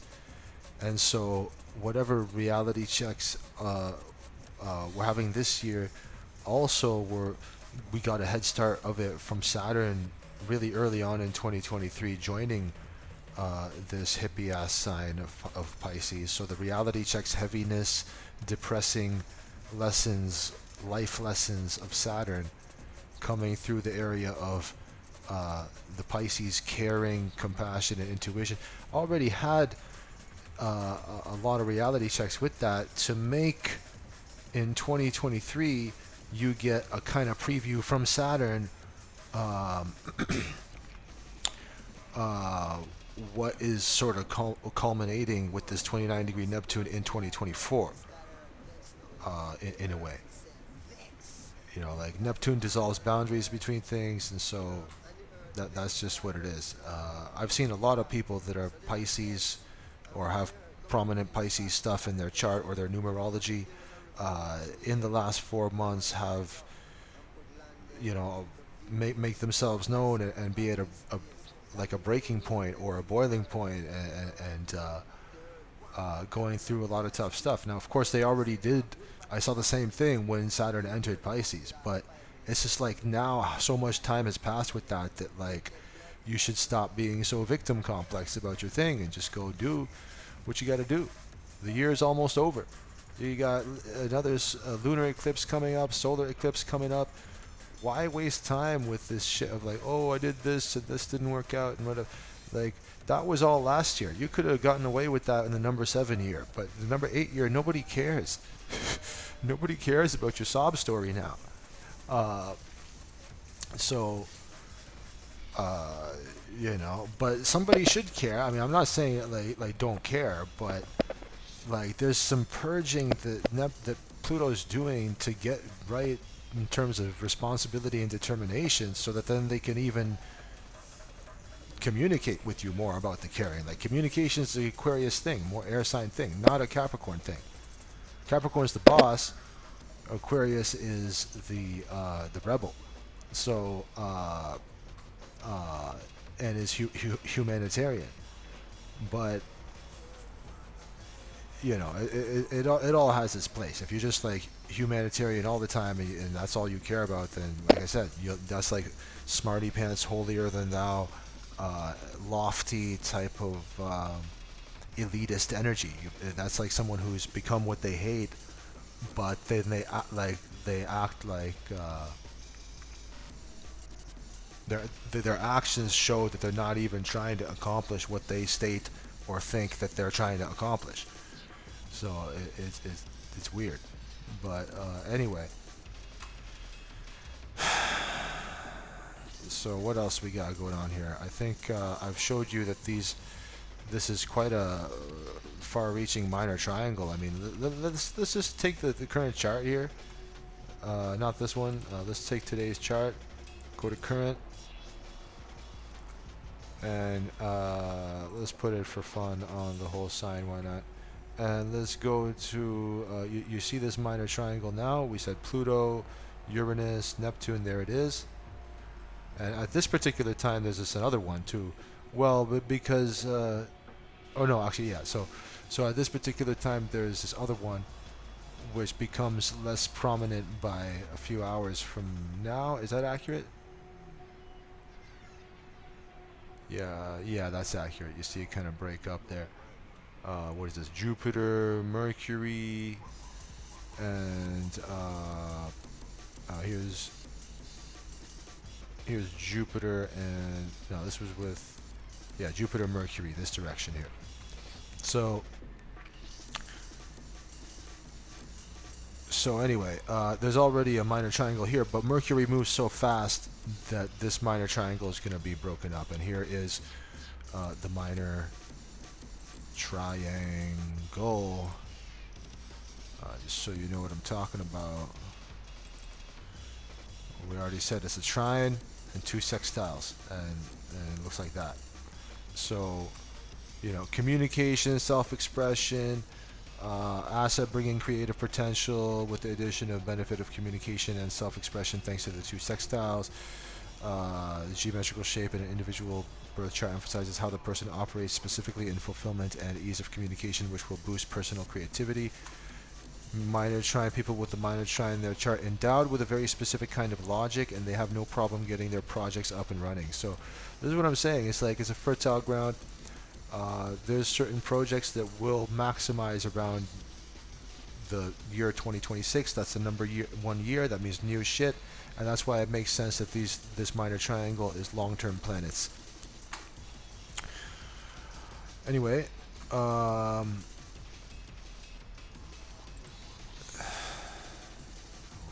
else we got going on here? yeah. So I wanted to show though before we leave that I wanted to show like let's bring this back here so just so you can see. We'll fast forward a month. It'll still be there. Right, there you go. Same planet still be there. Fast forward another month.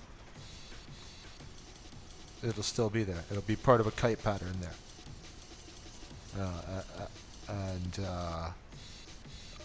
envelope, envelope pattern. Yeah, yeah. So it'll be there, and then fast forward another month. It's still there. Right there it is. Right, or no, that's with Venus, but this is Pluto right here, so it's still there, just stronger with Venus. And fast forward another month.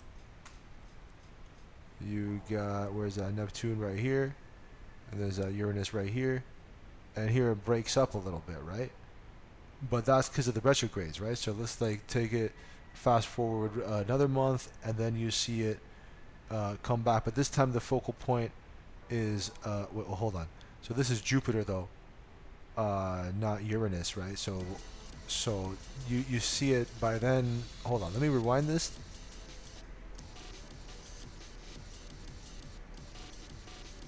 So here's Uranus. Yeah, even by this point it broke up. We'll rewind again. So here Uranus still trining Pluto there by the end of this year.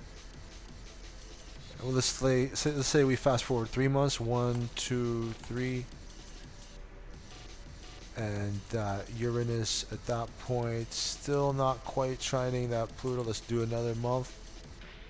And you see that Uranus right there, part of another minor triangle because Mars moves so fast. And then let's fast forward it again. And well, actually, that minor triangle involves Saturn, seemingly here. And then fast forward again. Let's do another one. And by this point, you could see it resumes, right, with that Neptune. But this time, Neptune is joined by Saturn.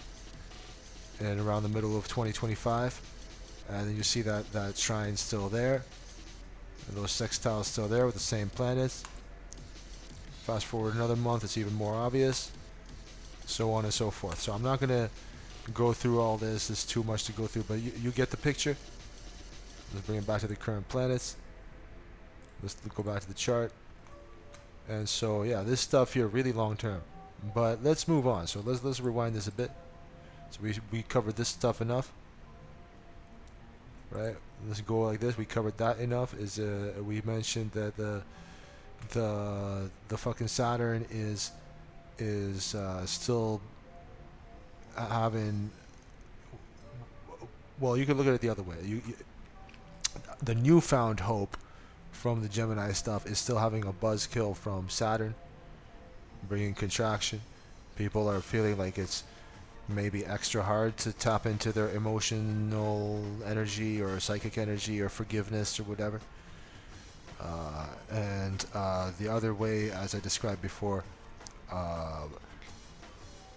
maybe people do need the reality checks of Saturn that are bringing limitations to what can you really talk about, right? Like, because Gemini, although it's a breath of fresh air, sometimes it's too surface level. Sometimes it gets bored way too fast. Sometimes like okay, look, I'll be doing streaming sometimes on other platforms, like dating apps and shit. And sometimes you go and as soon as like Jupiter entered Gemini, and also when Mars entered Gemini, everybody's stream was suddenly called bored. I'm bored. I'm bored with this. I'm bored. You're all bored. Well, join the club. That's because of this. That's because of this Gemini energy is why you're all bored. And to a certain extent, it does help to counteract the holier-than-thou Sagittarian energy. Like, if people are too thinking they're all this and all that because of all this philosophy they know and shit, then that's where the losing, that's where it pays to not have to entertain that too much and go all the way with that person in terms of what they're trying to describe. That's where it does pay to be a little bit low attention span, because you end up, it's more honest in those situations, and it's just a matter of like, although Gemini has a reputation for being two-faced, like, if they can manage the energy properly, then they can avoid that. But yeah, there's been a recent buzzkill by Saturn. We already talked about that, and that brought wrench in the gears for how much you expand. Maybe the people you expanded with, you're suddenly getting reality checks about them, and stuff like that. Maybe they're getting reality checks about you, whatever. So let's expand now to this, and that's when you see the T square in full effect there. So that's where you see what's the difference between this and this? The completion of the T square via opposition of Neptune opposing Venus and Venus squaring Mars. See, that becomes there and that becomes there, because we're now zooming out at more incoming and outgoing factors in general. So stuff that's less in our face is now being shown. And as I said, this Venus square Mars,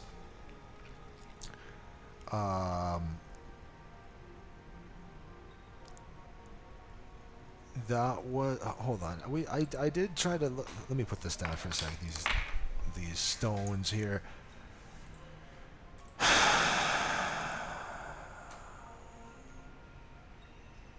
Venus square Mars, August 22nd. When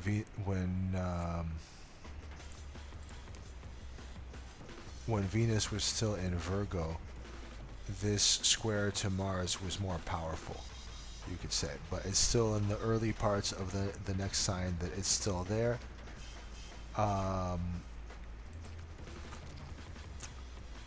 But here, rather than look for it with my eyes, I'm just curious about the next Venus, because I know Venus is not doing retrograde anytime soon, and maybe the Mars retrograde soon will make this happen again. But let's see here, Venus square Mars in 2024. Let's do it starting from January. Okay, so August 22nd that we just passed. And then, so whatever friction this Venus square Mars is doing or did back then, we're still feeling it now, and those same themes will, the friction between being assertive or aggressive versus wanting to maintain harmony and tranquility, that will make itself known again July 23rd, 2025. So this is a fading thing, but it'll come back. But when it comes back, it'll be in a year that's connected to this planet, Mars, and Pluto. So that's one reason to keep an eye on that.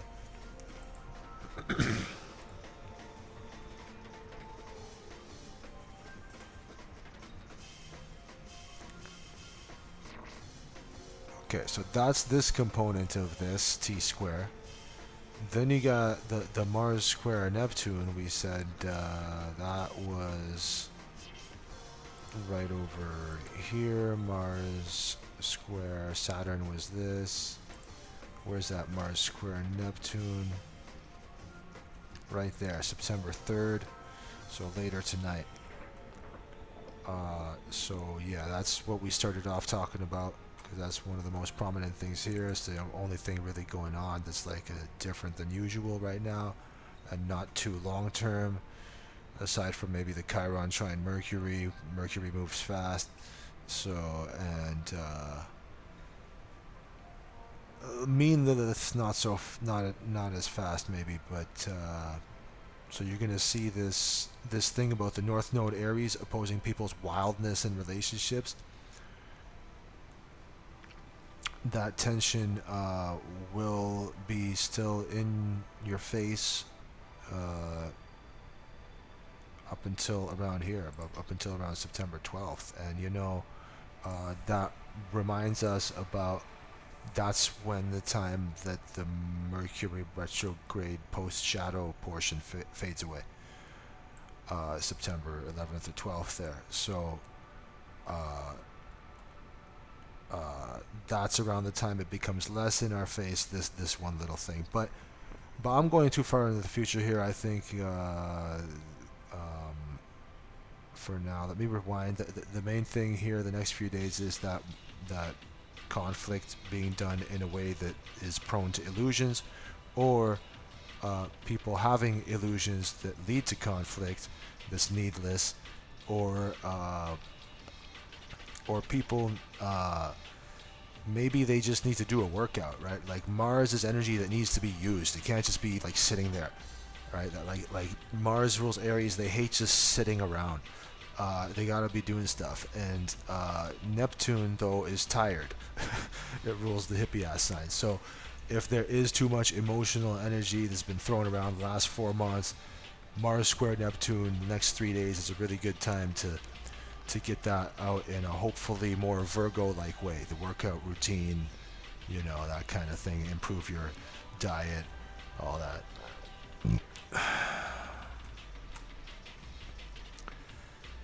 And this thing about Lilith conjunct Venus, that it will be more in the 1 degree orb around September 4th and 5th also. So the wildness in relationships or money matters is going to probably be very prominent there.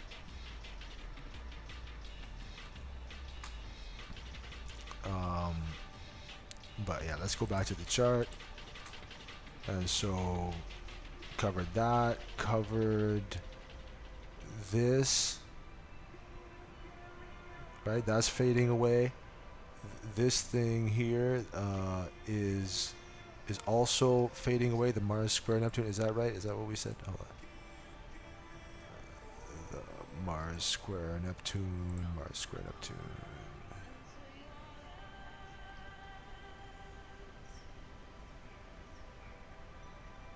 Yeah, right there. Not fading away, but maybe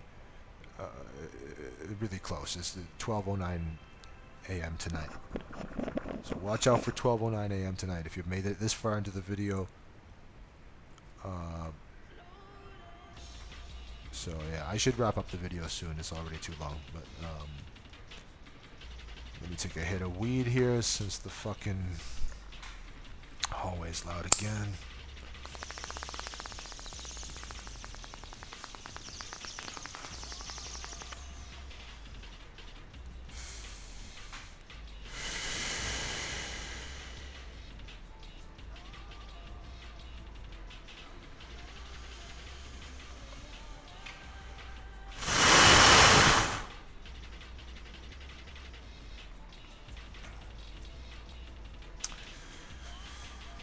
Isn't that interesting? This like the 59th minute, like the last little notch almost. Don't know about the second, but let's see. Let's actually click it and find out. Let's see. That Mars square Neptune right there. We got 2859. But let's see if we open it up just for fun, just for shits and giggles. Open it up. It's not showing us the further subdivision. All right. Oh God, I don't want to spill this.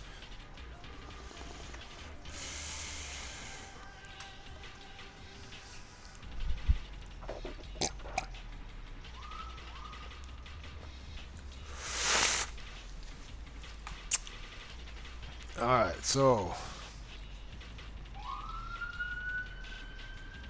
2859. Why? I thought it showed the fucking thing. Oh, let me. Well, that's fine. That's how you know my sun moon midpoint is the 29th degree of Virgo, because I want to zoom in that much.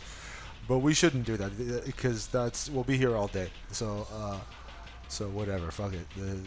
Like they say, the devil's in the details. Or I don't know if that applies here, but whatever. Let's just move on. So yeah.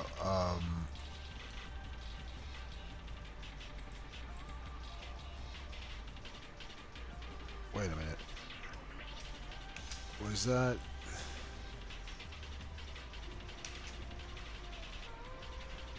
Okay, it was the right thing. The Mars square Neptune. All right. So yeah, my point is like the 59th minute is the last one. After that, you're at the 0. You're at the next one, 29th. So it's really damn close. It could not be closer to 29 degree right now with this Mars square Neptune when it's exact tonight. That's all I'm trying to say. That's it. We can move on. Let's move on. Go back to this. All right. So we described all that shit. We described how the Venus square Mars is fading away. Described how this Mars square Neptune is incoming tonight. And that's going to mean that this new moon that's off to a start at 9:55 p.m. is going to I think is going to be quite dependent on this part here. Now, there is a square this direction here too, but it's kind of faded there, so not as strong. But that's a T-square also. So people are having their hope is really hard to come by right now. Getting expansion. I already showed you how that's taken a hit from this baggagey kind of Saturn seriousness results planet, and that's kind of fading away. But also here, this friction between the Sun and Jupiter means some people might have inflated sense of how important their ideas are or something like that. And I hope that's not me. I hope my video is not being way too long right now. That's what I feel like. But either way, Jupiter, which is expansion, is facing a roadblock from ego stuff. But that ego stuff is at least made less egotistical because the moon is there. So it's like the moon and the sun together. So that's balancing out the inner masculine and feminine. But at the same time, there is that friction between them from the Mars square Venus. If we say Venus is more feminine and Mars is more aggressive. So, and those are part of that T-square there too. So, so yeah, I think that's... I think that is... I think we've said it enough that there's two T-squares here, and the one of them's in a Cancer degree. Like, okay, since they're both since the Mars one is quite annoying here, let's look at the decan for that. Right, with third decan, or I don't know if it's pronounced decan. Okay, maybe it's decan. I don't care how I pronounce things the way I want to pronounce it. No, I don't know. Who knows? Maybe it is decan. Who knows? I don't give a shit. But fucking my Chiron and Gemini in the 10th house makes me give a shit, but I don't give a shit that much. So looking at the third decan or decan of Gemini, that would be ruled by Uranus. So that's... I think I might have said that early on in the presentation, that a lot of what's getting people angry is issues of freedom. You might feel like you're in a cage and stuff like that. Now, Jupiter rules Sagittarius, which also very much likes their freedom. Sagittarius likes to go on adventures and be optimistic, and they're about foreign cultures and faraway lands and stuff like that. So they also find almost anything to be a cage. But so that even adds more energy to this, right? If you know Jupiter does not particularly have a good time in Gemini, and then on top of that is facing this friction from two different directions that are each having to compromise with each other, then hope's going to be hard to come by. People's fighting right now, it's going to be tricky to do it right. It's going to be really tricky. It's not going to be worth it. It's not going to be worth it. A new moon is about recharging your batteries, looking within, trying to see what kind of thoughts bubble up for ideas of things you want to do and whatnot. And if you got about a bunch of clutter in your space, for example, and clean that shit out. Like I'm not saying my space is completely perfect, but like that's one thing about that Virgo energy. It'll help you think if that stuff is not in your face too much. If you got a nice clean environment. Uh, so yeah, that is one thing that's happening. And then you also see this trine with Pluto. That's the other thing that separates this from this. I pointed out the opposition that Saturn has to this new moon early on in the presentation, but and we just discussed here now this Jupiter square Sun, and so ego issues possibly entering reasons to be uh, uh, hopeful, but also the moon is there too, right? So is the moon squaring Jupiter also? The moon and the sun are blending. That's what a new moon is. So not only is your intuition that is happening Virgo style and being geared towards looking at specifics, and we're getting a life force from that. Not only do you have to compromise both of those with a long-term view and being serious and incorporating emotions enough because it's a Pisces, but then also on the other direction, let's say you are getting a life force from the Virgo energies and having everything organized, but maybe your intuition is having friction with that Jupiter. Maybe everything's organized, but there's too many people talking your ear off, and too many minds melded together, and that you end up possibly losing some of your autonomy and stuff like that. And then this moon's journey from here to here ends up being a little rockier than it needs to be, and then you end up finding that out around the time of the lunar eclipse on the 17th of, you know,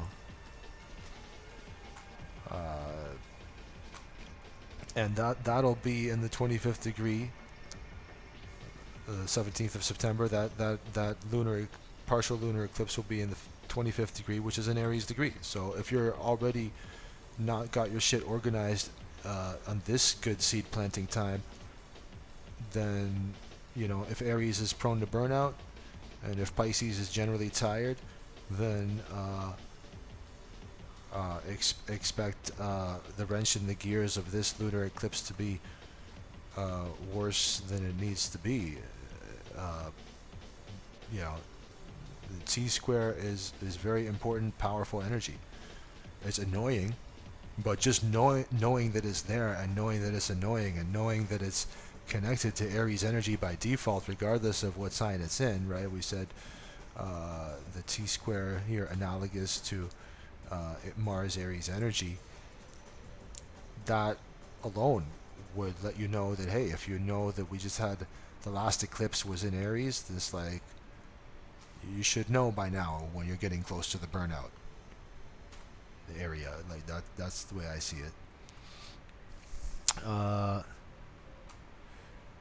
Okay, is there anything else I wish to say about these things? You know, you got the, hold on. Yeah, there is.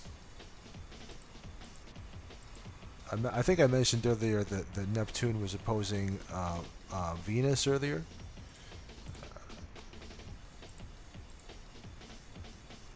Where is that? September 2nd. That's where we are now. Nowish, and Venus opposed Neptune at the 29th degree, August 28th, the day before literally August 29th. So there's a 29 right there too. So right when we got to the 29th day, that was exactly when Venus entered Libra in that morning, 9:23 a.m., and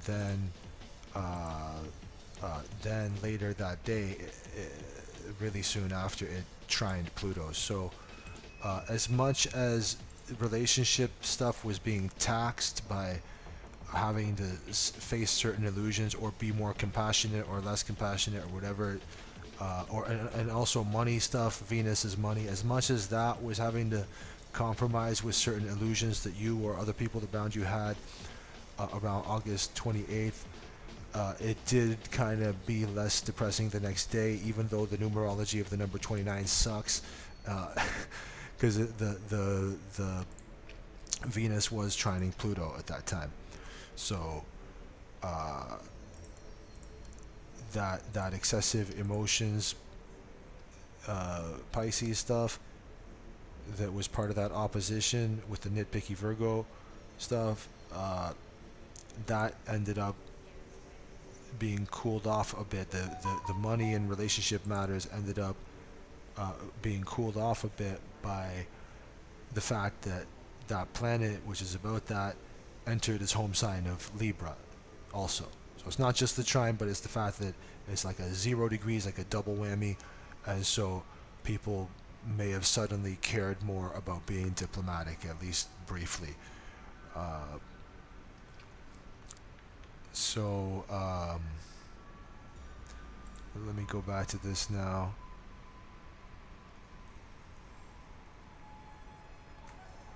So that was that opposition Neptune did with with Venus. Was August 29th. So that's fading away. So what you're seeing here, this line here, part of this T square,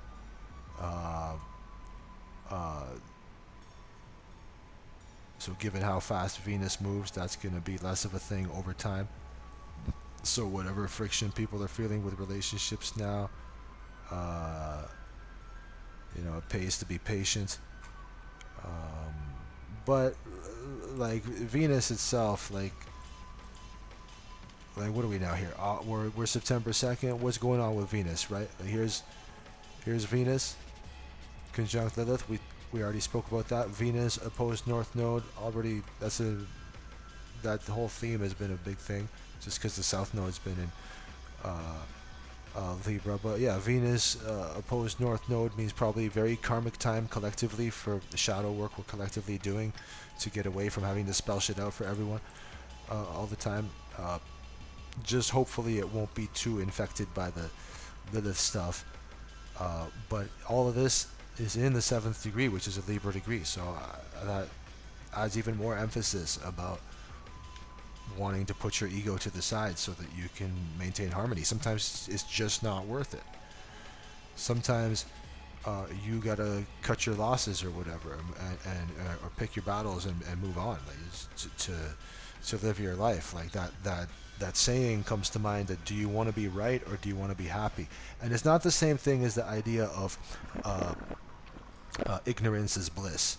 I think these two things are kind of different, but like sometimes you gotta swallow your pride and shit like that, and it really depends on who you are about whether you're using the pride thing too much or not this year, because Leo energy is about pride, and Leo is connected to that 8th tarot card, strength, and you're going to need that strength to be able to traverse those Capricorn energies of this year, to be able to climb the ladder, to compete when everybody else is competing, because you know that they learned a lot from that whole lockdown era, and a lot of people don't want to be having to repeat something like that. They don't want to be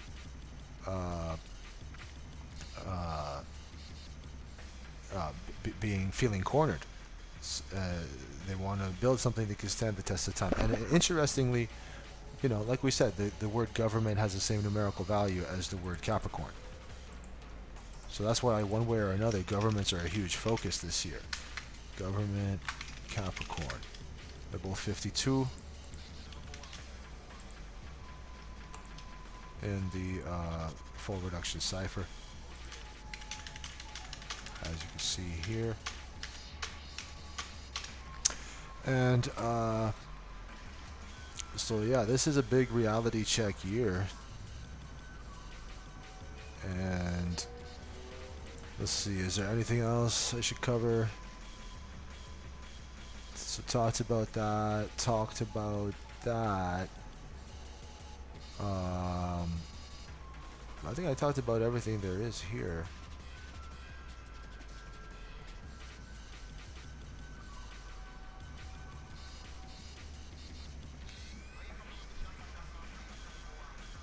Except for this trine here, right there.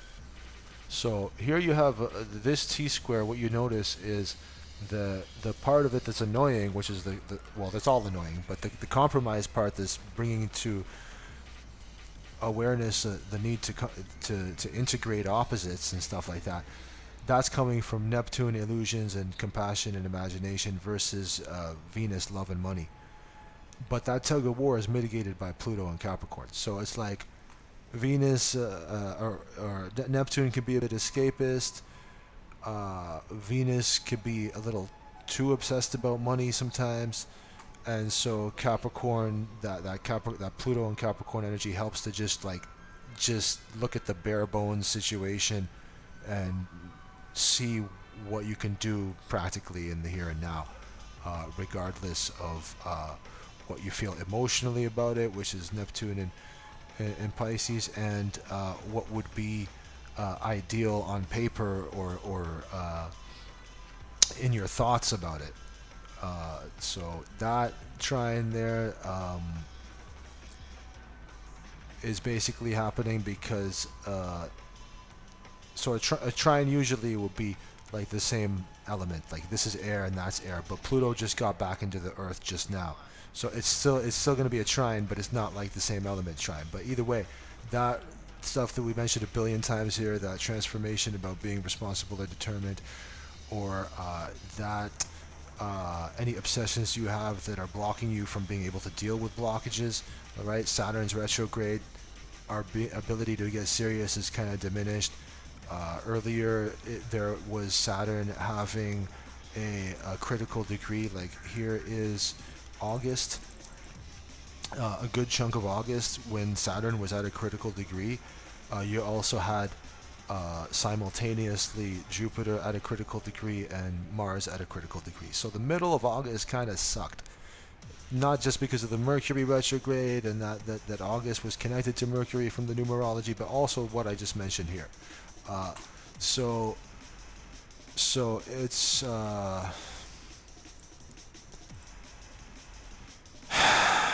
it's been a particularly heavy time,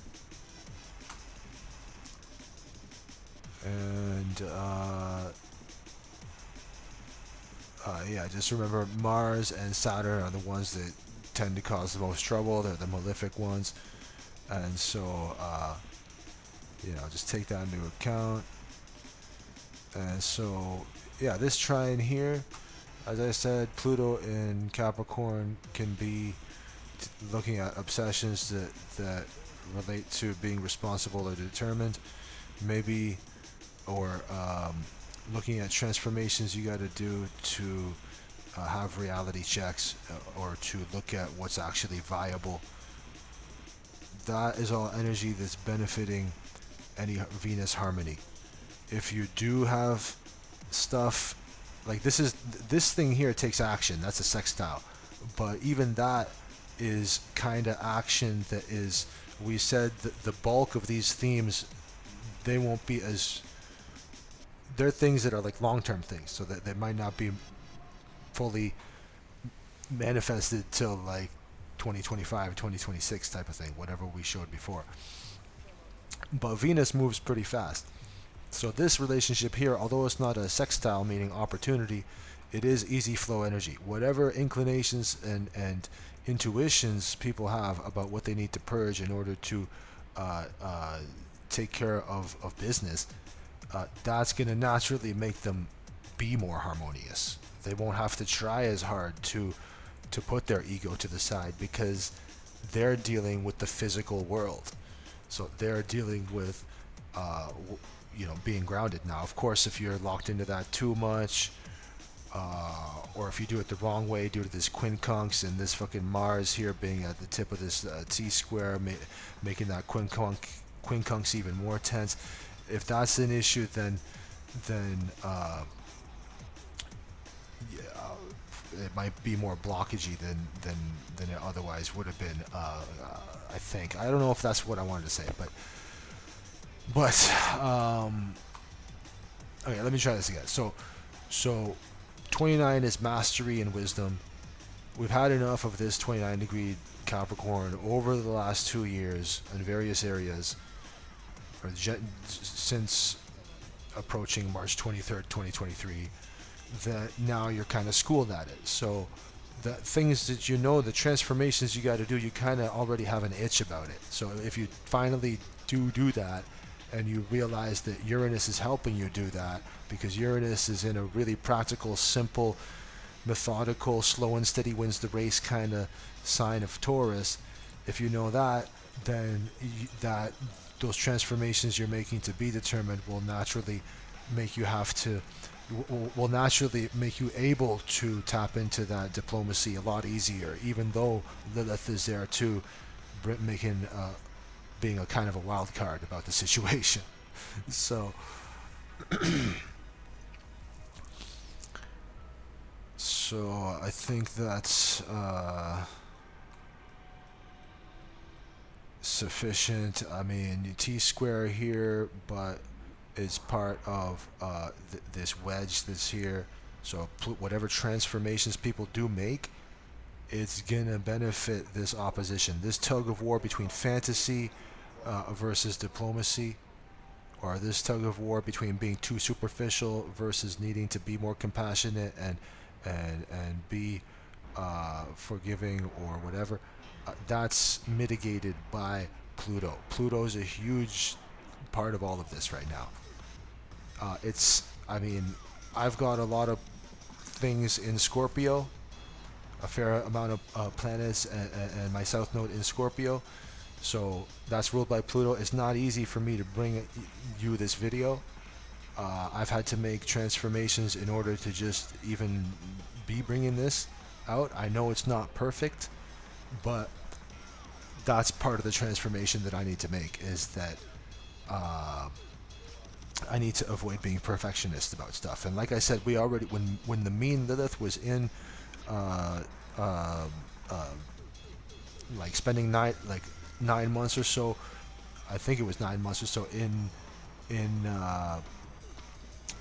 Virgo, that made us all prone to perfectionism too much. So I'd rather have a video out and then have a few things of it be a little, like, maybe possibly errors or whatever, and forgive myself, because we're still in the post shadow portion of the Mercury retrograde, so I can't expect communication to be fully 100% clear.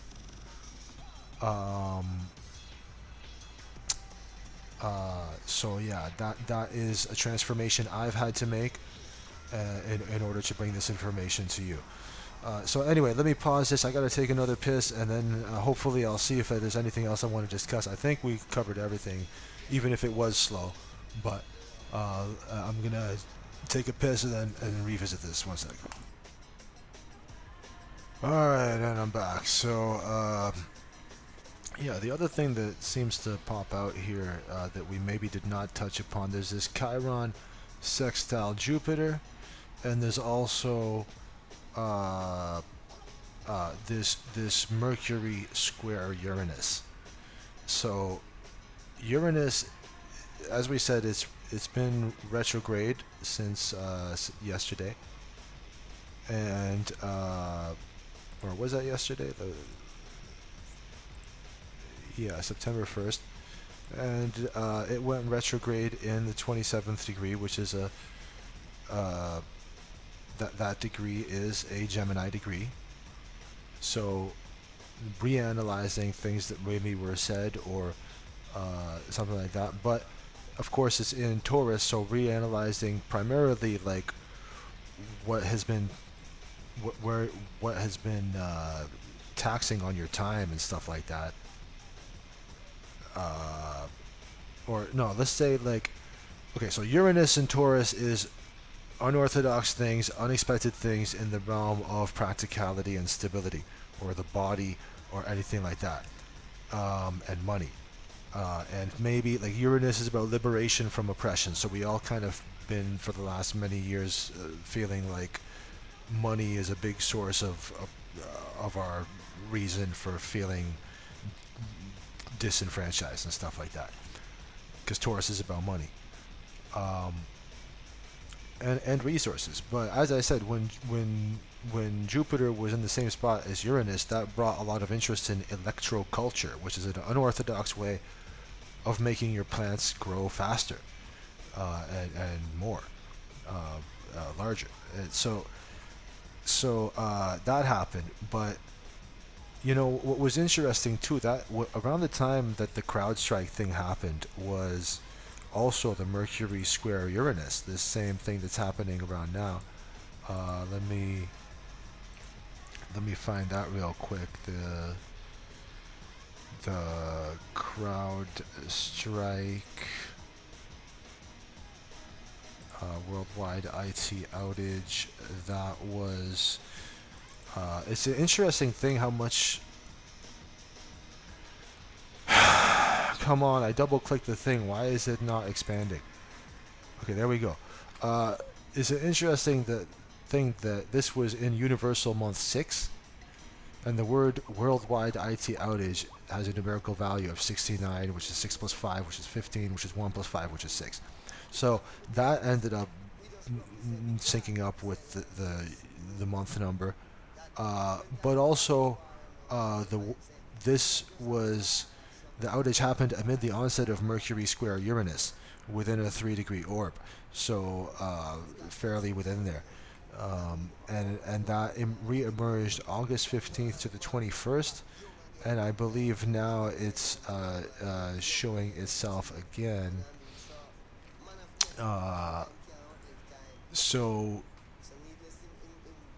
So that's interesting. I don't know. I can't be everywhere at once, so I don't know if there's more news related to that CrowdStrike stuff now. But you know, Uranus moves slow through a sign, and Mercury moves really quick. So and Mercury goes back and forth to where the sun is before and after, and so. Let's do Uranus square Mercury real quick on this chart. This is already becoming really too long of a video, but let me just go here and click Mercury square Uranus since January this year, and we are September 3rd soon. Oh wait, not that one. So if we're looking at 2024, yeah, February 7th or 16th was one time it happened. Then July 21st, that's when it was exact, right? The CrowdStrike IT outage happened on the 19th, the 18th, 19th. The worst of it felt on the 19th, when we were already into this pre-shadow portion here, and so that was really close to the 21st. The 19th is close to the 21st, so that this was coming up. And what's Mercury? It's communication and information, and what's Uranus? It's unexpected shit. Expect the unexpected, and they're both having friction, so you know that fits with that. And again, this happened again August 18th, and you will see it again at September 7th. So seems like a lot of change is happening around the 7th and 8th, and I forget what we mentioned earlier that was happening around the 8th, but you know that's happening, and then this stuff fades around there. So anyway, but in terms of this chart and just how it's playing out with people on the ground here, let me just smoke this. Hopefully there's still stuff left in this bowl. I'm not going to refill it.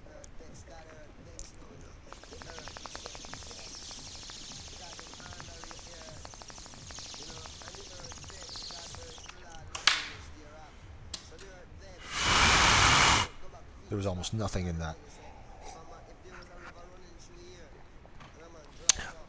I wasted all of our time. Okay, so So, is this on repeat? I feel like we heard this earlier.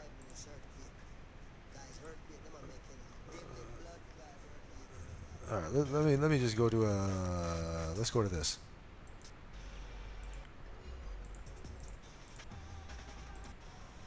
Right there.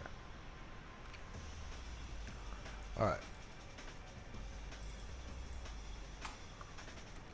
So we got this to talk about. Right? Remember earlier I told you that people now with their Chiron, that woundedness about putting yourself first. Well, we are in a retrograde for that. You look at Chiron here on this graph here, 2024. Here's Chiron, and here we are September. Here's Chiron. So you'll see here it is significantly far into its retrograde. So it's been a while now that we've been finding it harder to be assertive or aggressive, or having to analyze certain things, that certain psychic debris that's in the way of being assertive or aggressive. So that's been happening, and then also that is what is impacted by Jupiter here.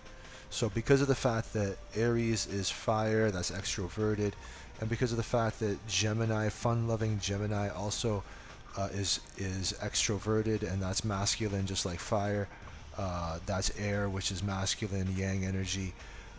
So that's a sextile. They are both speaking enough of the same extroverted language that that a lot of progress could be made there. This hope that's kind of hard to come by right now due to this being in a T-square, due to the reality checks that are being given for the long term via Saturn, and due to how much this is a fertile time to plant seeds in terms of either clearing the air or improving certain physical attributes or assets or whatever. Now, I might have said earlier that I just want to clear something up, like, and I'll get back to this Chiron sextile Jupiter, but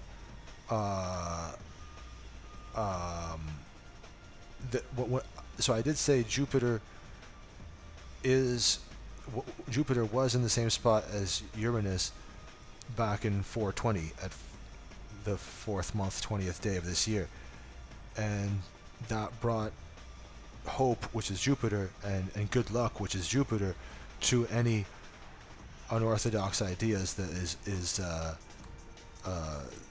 Uranus, the mad scientist Uranus.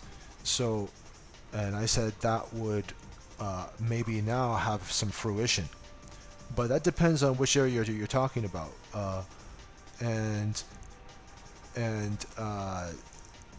So Uranus now, though, is retrograde, so it might feel like things are going backwards in terms of money. Things are going backwards in terms of the Taurus stuff, that having the resources and time and a certain rhythm to your life, it may need some adjusting right now. And since Taurus is about money, it is, the stuff with money might be a little off right now for some people.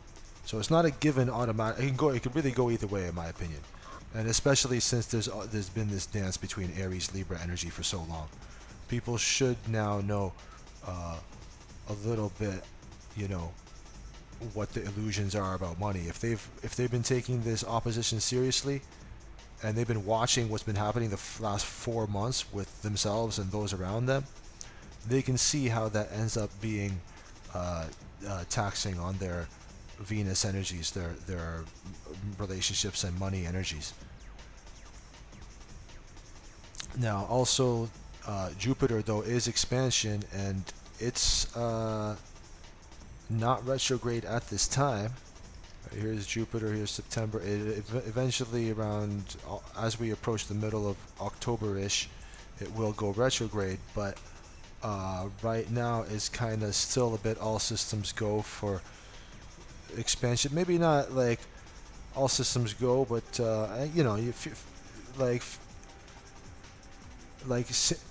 there was the wrench in the gears from Saturn, of course. I talked about that a lot, but Jupiter is here to stay for quite some time in Gemini. So that is whatever breath of fresh air is still salvaged here without being Gemini two-faced. Like whatever versatility and backup plans and stuff like that you got going on probably come in handy right now. Probably will yield more than you think right now in terms of an outcome. And I don't mean strictly in terms of money or anything, but just in general. So that's the thing is you got this T-square making hope hard to come by, but at the same time that hope has an opportunity to combine with the newfound energy the assertive or aggressive Aries energies are getting, which they're getting from the planet that is about communication being in fiery Leo. So I talked about that earlier. And so as long as people can notice that's a harmonious relationship, right? You're better able to put yourself first because your thoughts, which is Mercury, are confident. But then you look at this line here, and that's that square. That's that Mercury square Uranus. That's the unexpected things happening in speech.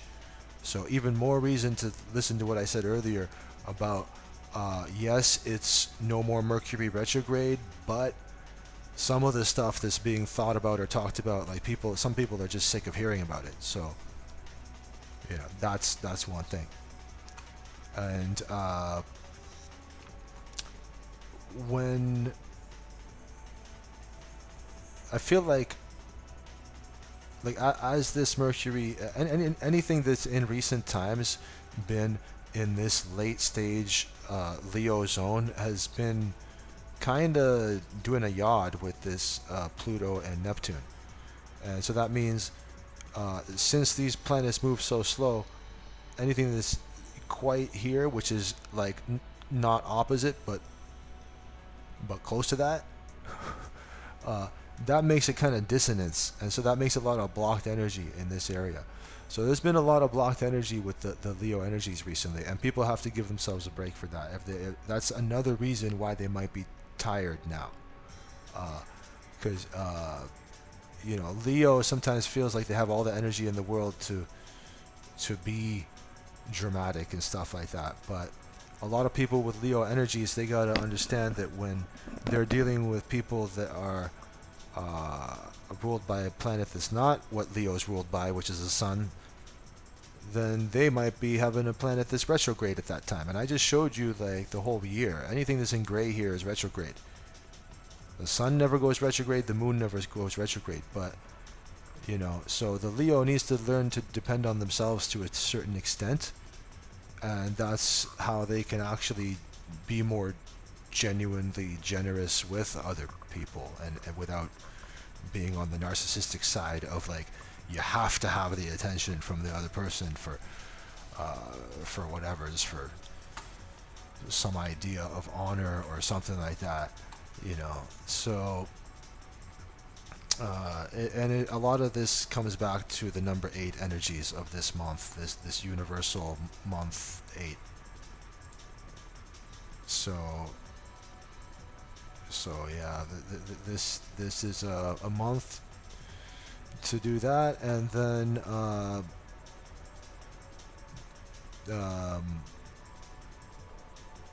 slowly as we reach the end of the year, Jupiter will be retrograde, so our hope will feel like it's less hopeful, and then also our fighting Mars conflict energies and passion will be subdued, as I mentioned at the start of this presentation. So I think this is everything I wanted to say. Is there anything else? Okay, I covered the Jupiter sextile Chiron. That means this fertile ground here. This is almost this might be being may have earlier been a minor triangle. I don't know if we touched upon that earlier in the presentation, but regardless, here's a trine. That's easy flow energy. Nothing has to be done. It just happens automatically. All right, confident thoughts merging with a need to address wounds relating to putting yourself first. That's kind of the same thing, right?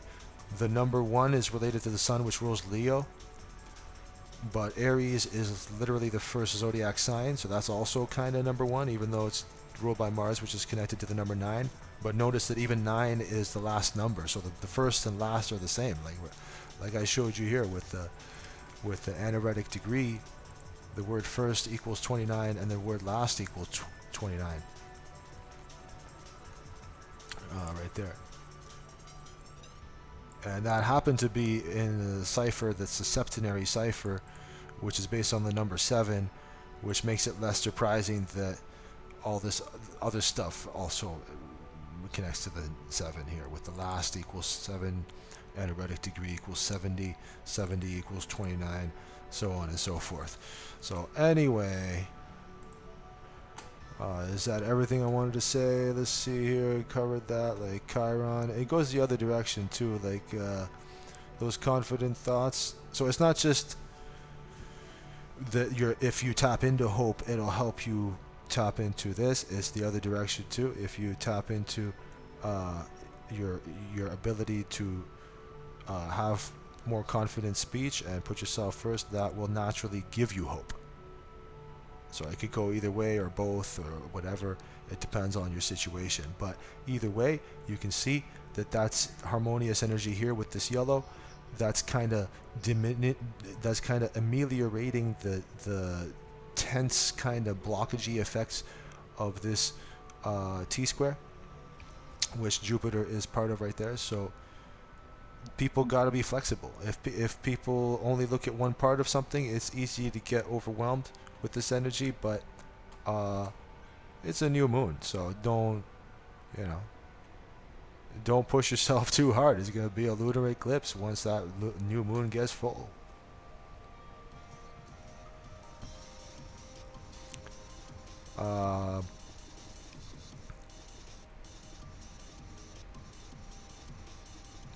So I think that's everything. We talked about this sextile, talked about that trine, talked about that square.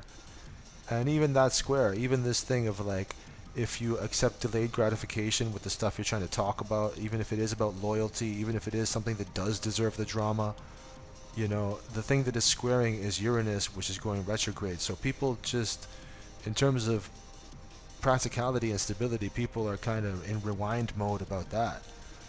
So give them a break,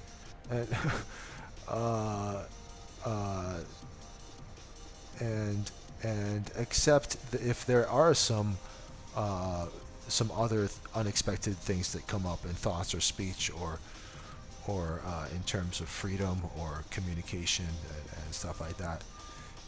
Any square with Mercury is kind of like a Mercury retrograde a little bit. So and in terms of the critical degrees, normally I would have, if I wasn't behind, I would have a chart just like this, but for September, where I'm highlighting the critical degrees and the anaretic degrees and the avatar degrees. But I'm a little behind, so this is the best I can do right now for this.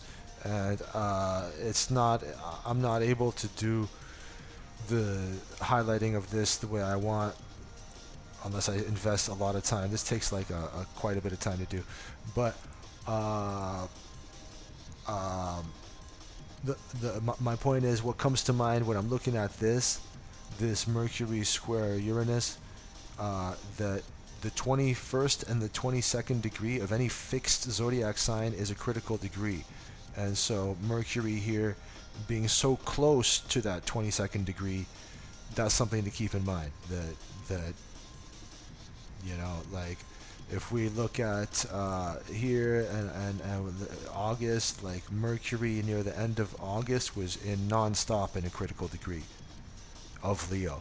So a lot of things Leo's or Leo energy was trying to get across, it was kind of subdued.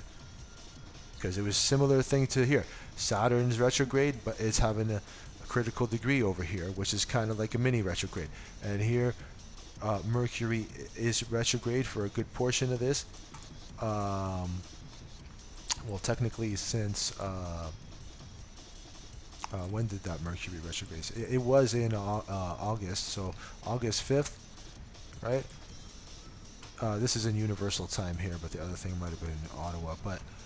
But yeah, August 5th, this retrograde started there, and right around the time that it was already dealing with a critical degree there. But that was in less dramatic sign, not dramatic like Leo. And then it got into Leo, and then shortly after that, near the end of August, was having its retrograde made worse, just like the Saturn retrograde was made worse. So that's both Mars, uh, or yeah. So both Mars and Saturn are uh, malefic, and Mars is in Gemini, which is ruled by Mercury. So that's another reason to be careful with the Leo energies for the last bit of August. And here we're September. Let's say Mercury.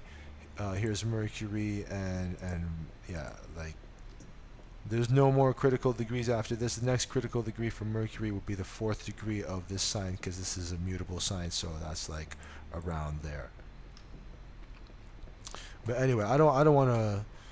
I think I'm exhausting myself. I'm hungry. I want to get some sunlight. I think I'm done here with this.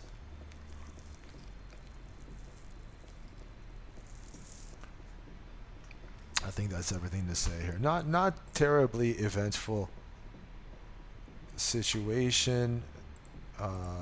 If we look at the 1 degree orbs, like I said, the thickest, or the most thing to keep in mind is that tension between war Mars and illusions Neptune. Conflict passion Mars and lacking boundaries, and or being able to tap into your intuition properly Neptune.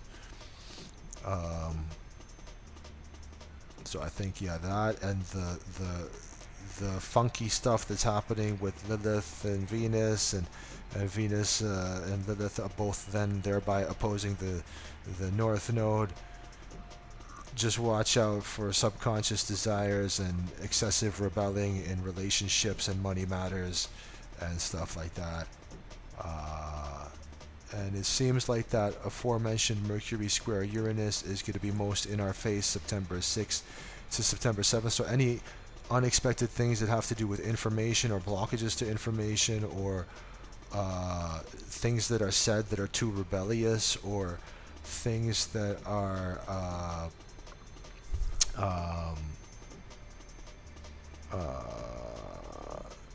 certain awakenings that you've had that make you have to speak in a different way or something like that.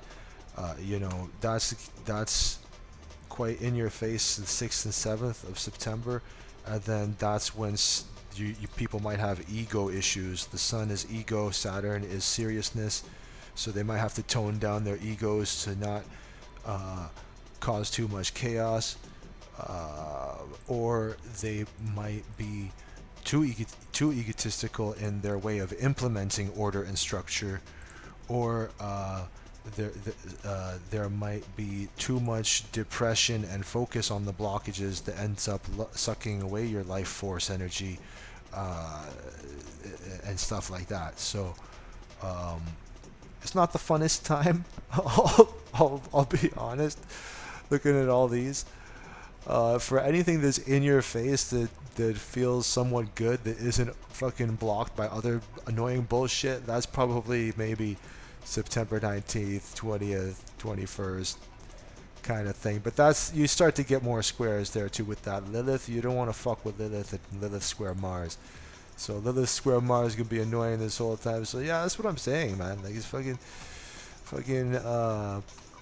it's you can really kind of get the shortcut of the thing by just looking at the universal month number. So that's all I'm gonna say.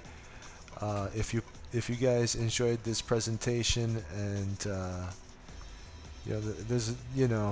there's more I could say. I didn't look at the critical degrees as much for everything that we talked about, but that's fine, because I'm tired and I'm starving and I'm hungry and I want some sunlight.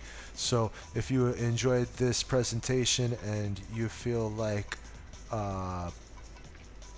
you want to support this kind of work, there's a number of ways you could do that.